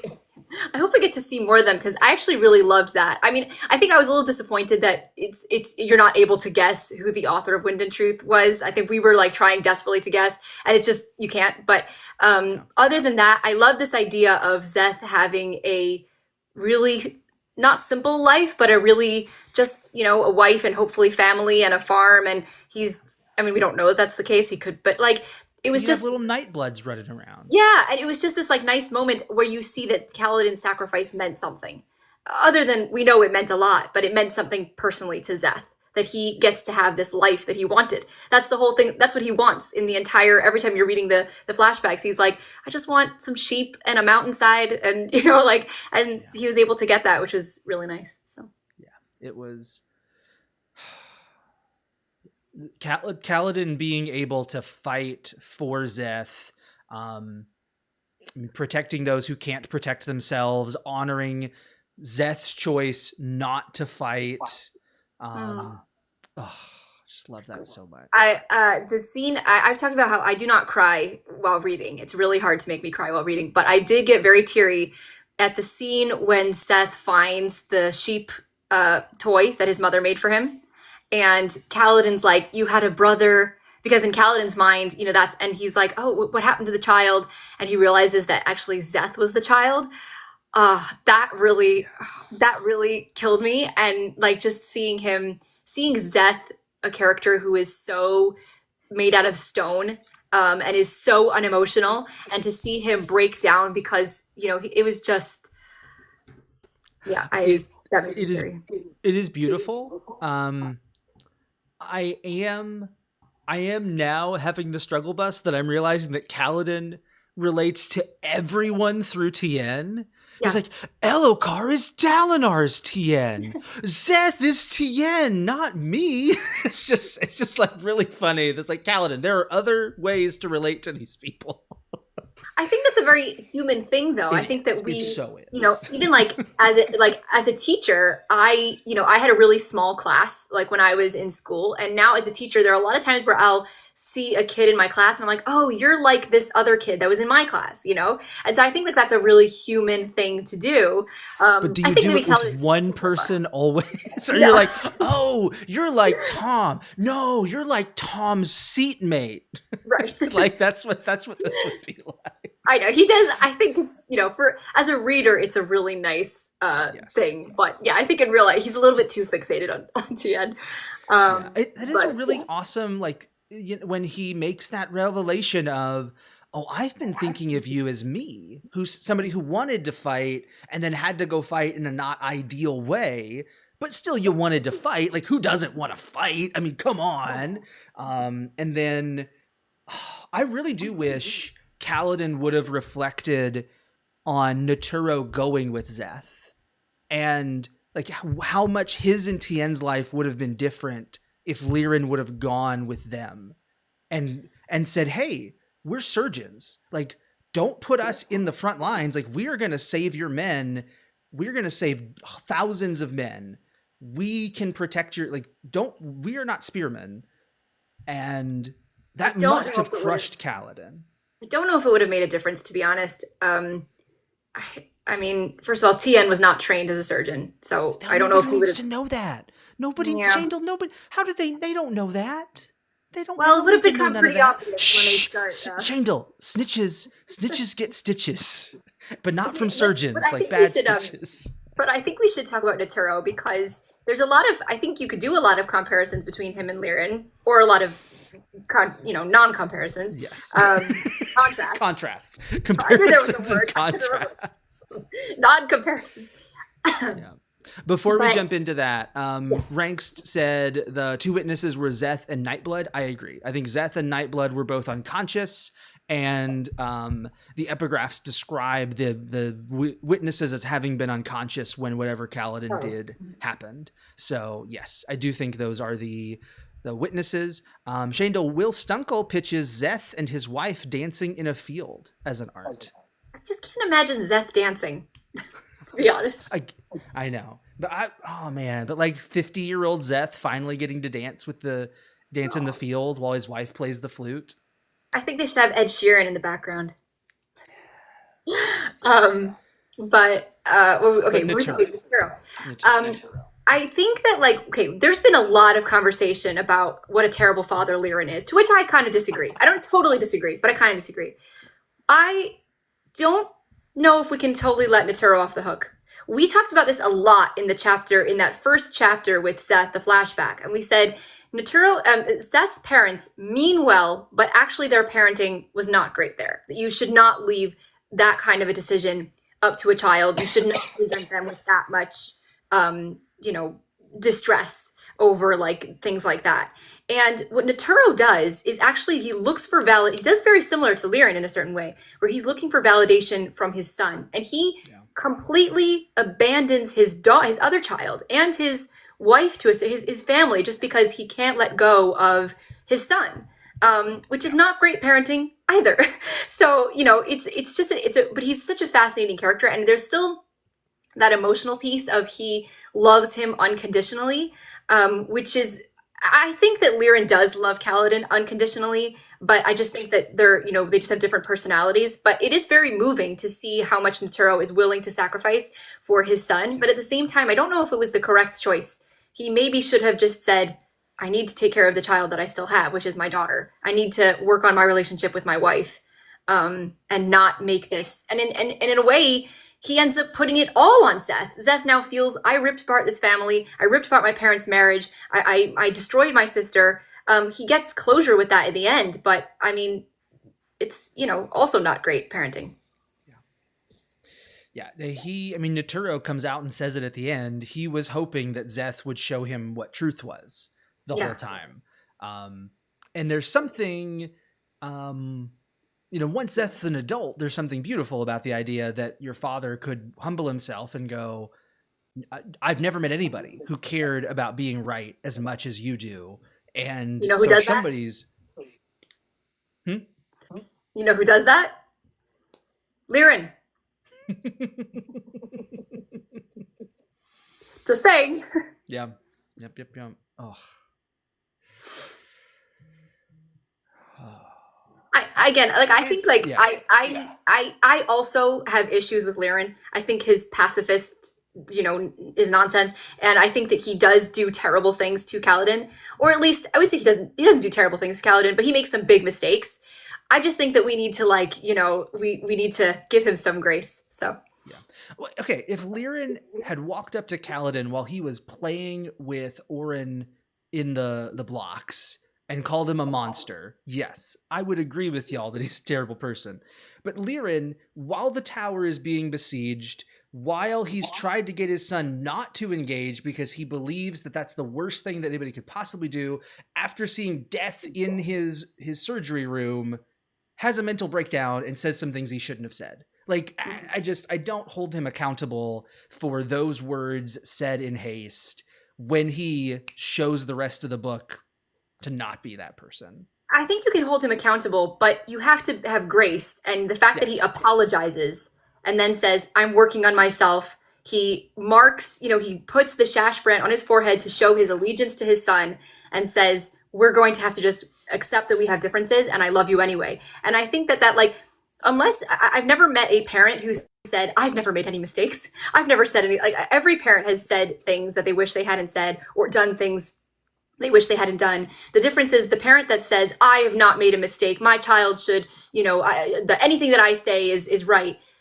That's not, you know, great parenting. But if the parent says, you know, I made a mistake, I'm sorry, I shouldn't have said that. That's a lot more admirable. And that's much better parenting than Dalinar. She said the quiet part out loud. Just saying. Never apologized for him. He wrote a book and sent his feelings through a bond of connection. So yippee. That's basically the same thing. It's basically the same thing. Naturo and Liren, Kaladin, Tien, Liren, Kaladin, Liren, Naturo, and Dalinar and Gavilar are all just interesting fathers to look at and observe because they're so different in so many different ways, and they mess up in so many different ways, and then do good things in so many like, you know, they I mean, not Gavilar. I'll give Gavilar no points, but everybody else at least does something pretty well. What does Gavilar do? I don't know, but we don't know enough about him. I would say that, like, I'm not prepared to say that he was a good or bad because, you know, there are people who are horrific human beings who were good parents. So there's a possibility that he really did love his. We don't know. I would say that the odds are not good considering his relationship with Navani and some of the stuff we know about Yasna and Amariam and how his son turned out. But I also think that like we know a lot more about Dalinar, Naturo, and Lirin than we do about Gavilar's parenting styles. I would say everything we see from Navani's POV, thinking back about him, especially with him pushing Aesidon and pushing Amaram, it really feels like he was close to revealing his dark side to Yasna. If she had really not been okay with Amaram, I think eventually he would have been a bully to her as well. Maybe. Also, the new Yasna thing we learned is that Gavilar put her into the room and she wasn't let out until her mother came home. Mm-hmm. So it was Navani that let her out of whatever Gavilar did to her. Yes. Or Gavilar's people. Because she's still, like, when her father dies, she's completely torn up over it. And her, like, and she, you know, we never hear Yasna say a bad thing about her father. Yeah. I think he hid most of it. But I mean, if that was a kid, right, she wouldn't even fully have understood. And it might have been the Ardents who did it, you know, who knows, in his behalf. I'm not saying that I think Gavilar was a good father. I'm just saying that, like, I think we don't know enough yet. So it's fair. Odds are not good. Yeah. Shauna Mama. We said we would talk about that. We were Boy, what a shock. I know, right? It's one of those things where it's like, I'm sure it was surprising to somebody. But when, I mean, what's interesting is deciding when it gets confirmed, right? I would say it was confirmed when you have the first Herald vision and Shallan refuses to look at the red-haired Herald. The minute that we have that happen, it's like, okay, cool. Like, we're on board. We're Shauna Mama all the way. And it's just, when are they going to say the words, your mother is a... I think it's hilarious. Pattern even has the moment where he's like, your mother's a Herald. We're not going to talk about that? I mean, they kind of spoiled it at the World Hopper Ball. Like, they were like, oh, everybody knows. We're not going to worry about this anymore. It makes me really want to ask about the removal of Shanarok's description, because now it's like, really? I guess maybe he didn't want it to be well known so people wouldn't be thinking like, hey, why didn't people talk about Shallan looking like Shanarok or whatever? I don't know. It's just weird. Yeah.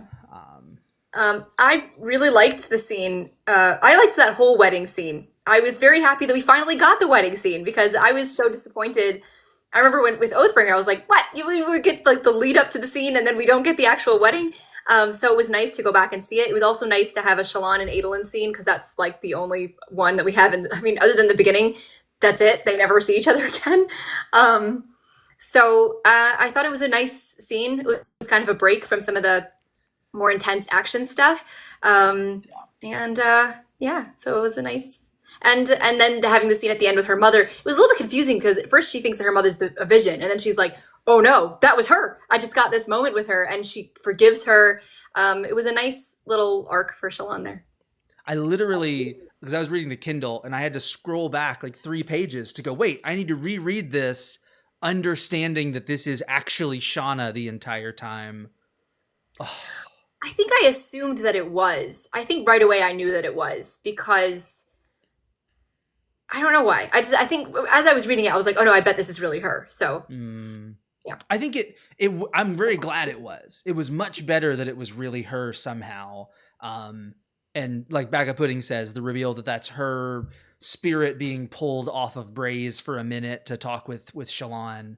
Yeah, just incredible. I also think there's something really human about the fact that it was almost certainly more enjoyable to read Shallan's memories of her wedding than it would have been to live Shallan's wedding, right? In the same way that like remembering your wedding day is happier than living your wedding day.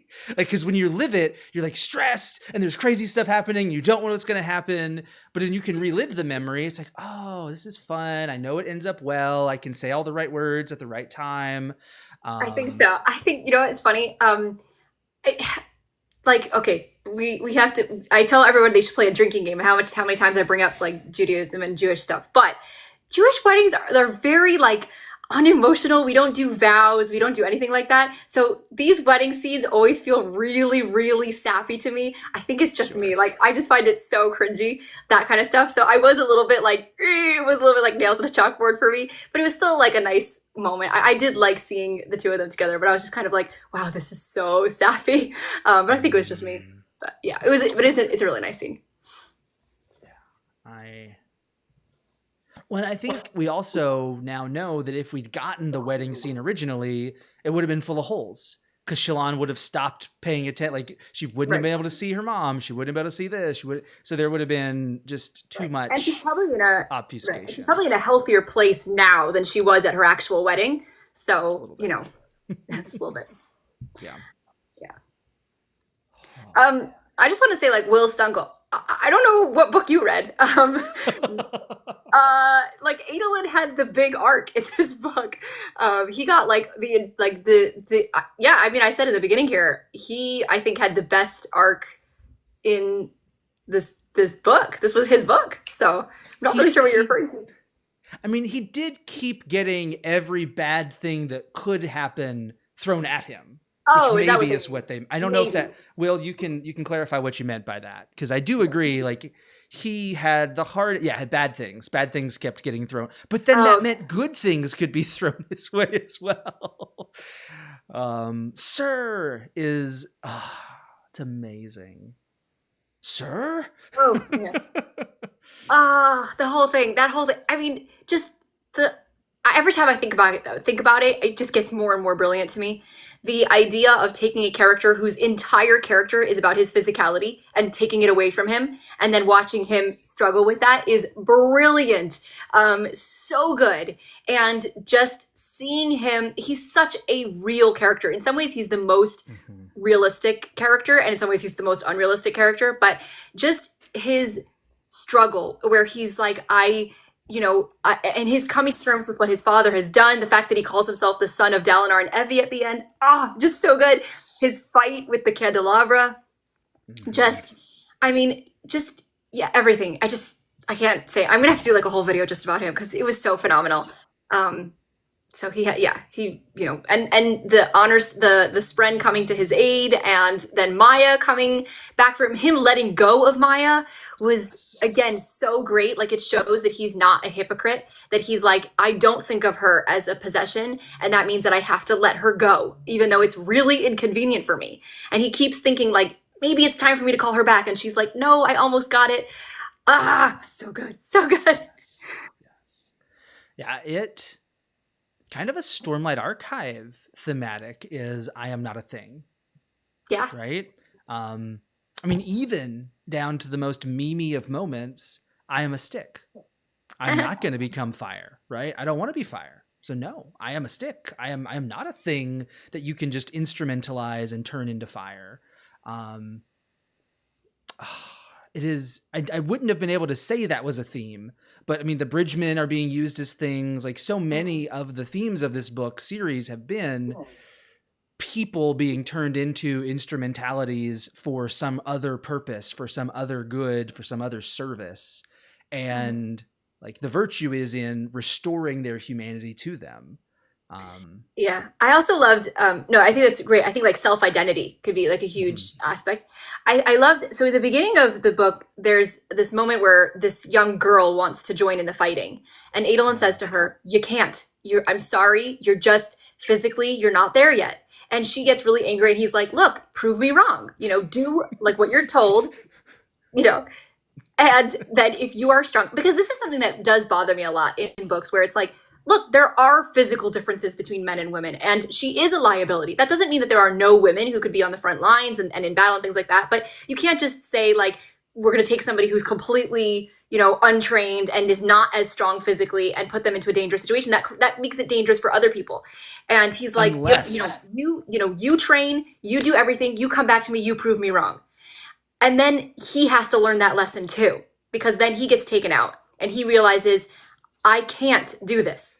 And people keep saying to him, like, you need to be on the front lines. And he's like, no, I can't. That's not my role anymore. I have to be with the other people who are not as physically strong. And it's so beautiful. And I think he even sees her again and he's like, you see? You see? Two things. One, you can't do it unless you give them all shard plate and shard blades. And they're the unoathed.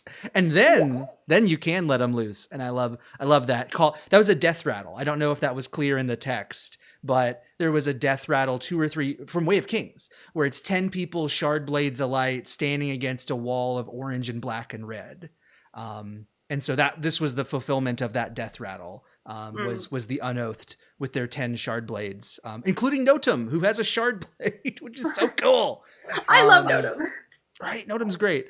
Great. Second piece is I just sat with Adolin finally making the realization that the world didn't change, his hierarchy in the world changed. Mm-hmm. And like there had always been people way below him. He was just now in the way below category and he didn't like it. And it was so good, because that is such a modern concept to try to work through of like, equality is not like prejudice against me. It's just that now like there are people But it's always been something that Adolin, he's always, even back to like Words of Radiance, when Kaladin sees him like letting the Dark Eyes try on his armor and holding the shard, but he's always had a familiarity. But the difference is that he still had that, he was a prince and, he had everything handed to him. And this is something he also said. I have to go back and see what he's talking about here, the exact words. But he kind of says like, people have been assuming that I'm spoiled. And he's like, I just have to, prove myself, or I just have to, show that this is something, like that he's gotten through this new experience now, and the world is different and he's different and his place in society is different. And he does a brilliant job of just saying, it's not about me. It's about where I can best be served and where I can best be, helpful. And just everything about his arc was so phenomenal. And he just came through for me. Like I felt really, because he's my favorite character in the Stormlight Archive, and I think a lot of people are like, somebody even at the house where I was staying at, because we on Friday night everybody was going around saying like, who's your favorite character, and everybody said like Kaladin or sort of, and I said I was the only person that said Adolin, and somebody turned to me and they were like, oh, you just like the pretty boys, and I was like, well, I'm not going to say that's not a draw, but I kind of was a little bit offended, because I was like, no, that's actually not the reason that he was my favorite character. I loved him for what he did for Kaladin. And by the way, him being inspired by Kaladin when he's not even there was great. Where he's like, storm that man, he's even inspired when he's not around. But like, and I was like, no, he's just such a great character. He's not the big flashy hero necessarily, but he's the everyman. And it was just so great. Yeah. Well, and the fact that he literally does a Helleran.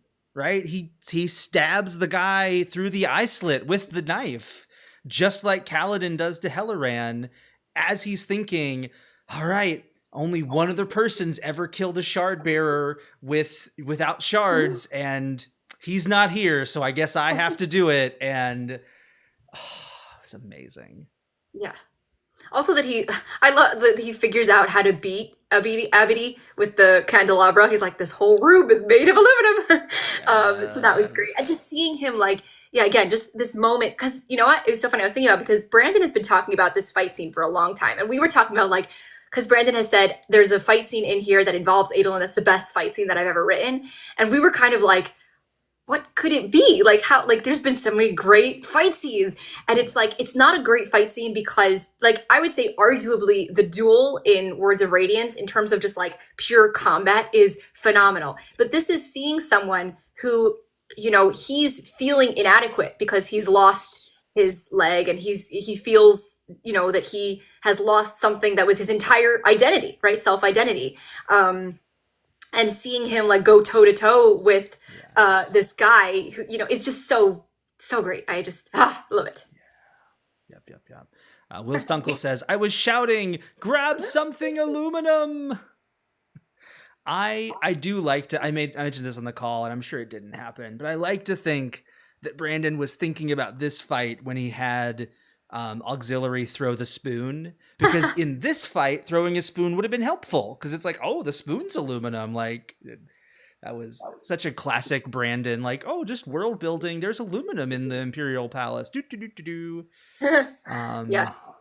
Gosh. There's also just switching gears here for a little bit. There's two callbacks to well, there's a callback to Way of Kings and there's a callback to Words of Radiance that we have to talk about. One is the Honor is Dead scene because I actually gasped out loud when I was reading that, and I was just like, oh my god, it's a callback to a thing that we love.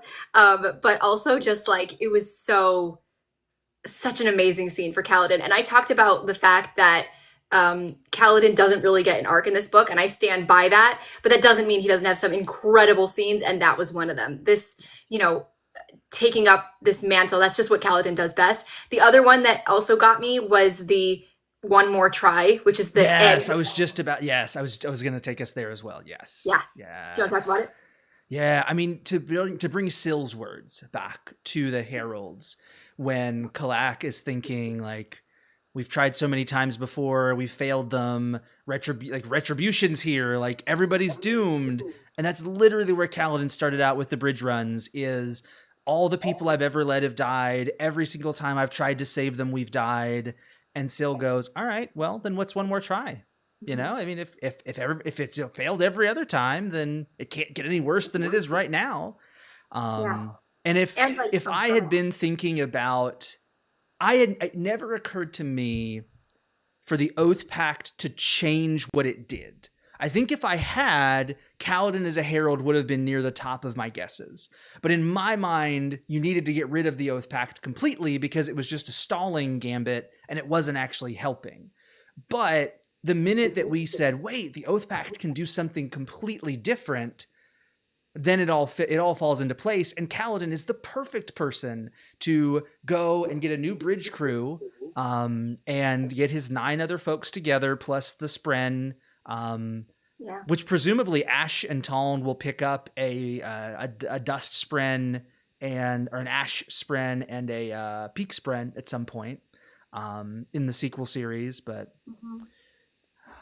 yeah, I think also just like something that we talked about in the beginning of this live stream where I mentioned that Kaladin saves the Spren and in particular Syl, right? Because she would have been consumed by odium. And then to see that he has learned from her, that she's learned from him and he's learned from her. And that moment where he says, what's one more try? I don't think that he says that. I don't think that was, I mean, obviously it's Brandon writing it, but I think in world, I think Kaladin is intentionally using that because I think that it shows that he's come full circle, that he has recognized that she was right. And, that goes back to the whole, I will protect myself, that he has learned that lesson. It's just so it's just such a beautiful, and this is why, even though I've heard a lot of people complaining about this book, I've heard mostly positive things, but I've heard people nitpicking this. But at the end of the day, the full arcs for some of these characters and some of these moments that we're talking about with Adolin and Kaladin and Zeth, there's just so much here that's just such beautiful symmetry that for me, it was just such a pleasure reading this book. If you haven't, and I'll probably do a series at some point now that we've got Wind and Truth, there were so many chapter titles that are death rattles. That are calling back to, I hold the suckling child and everyone wants me to kill them, the world might draw breath. We started with that. I think a good plan maybe would be next week to focus on Dalinar, Navani, Shallan, we haven't really talked about the past, Shallan, Renarin, R'lain. I mean, we've barely covered half of the arcs and none of the tertiary characters. We haven't even really talked about the flashbacks either. I know, that's what I'm saying. Yeah, so probably another 5 minutes or so. I need to, need to hop off. Does that sound okay to you? Yeah, because I have also orders I have to fill. So. If you're still wanting to talk about this stuff, my understanding is that the 6th scholar, Jeremy and Jafwu, are potentially going to keep the party going starting in the next 30 minutes or so. So when we close ours, if you want to jump over there, feel free. But next week, we'll focus in on the mythos stuff, the shard stuff, Dalinar, Navani, Zeth's flashbacks. I will say, I think that at some point, the Stormfather from the prologue was Ishar.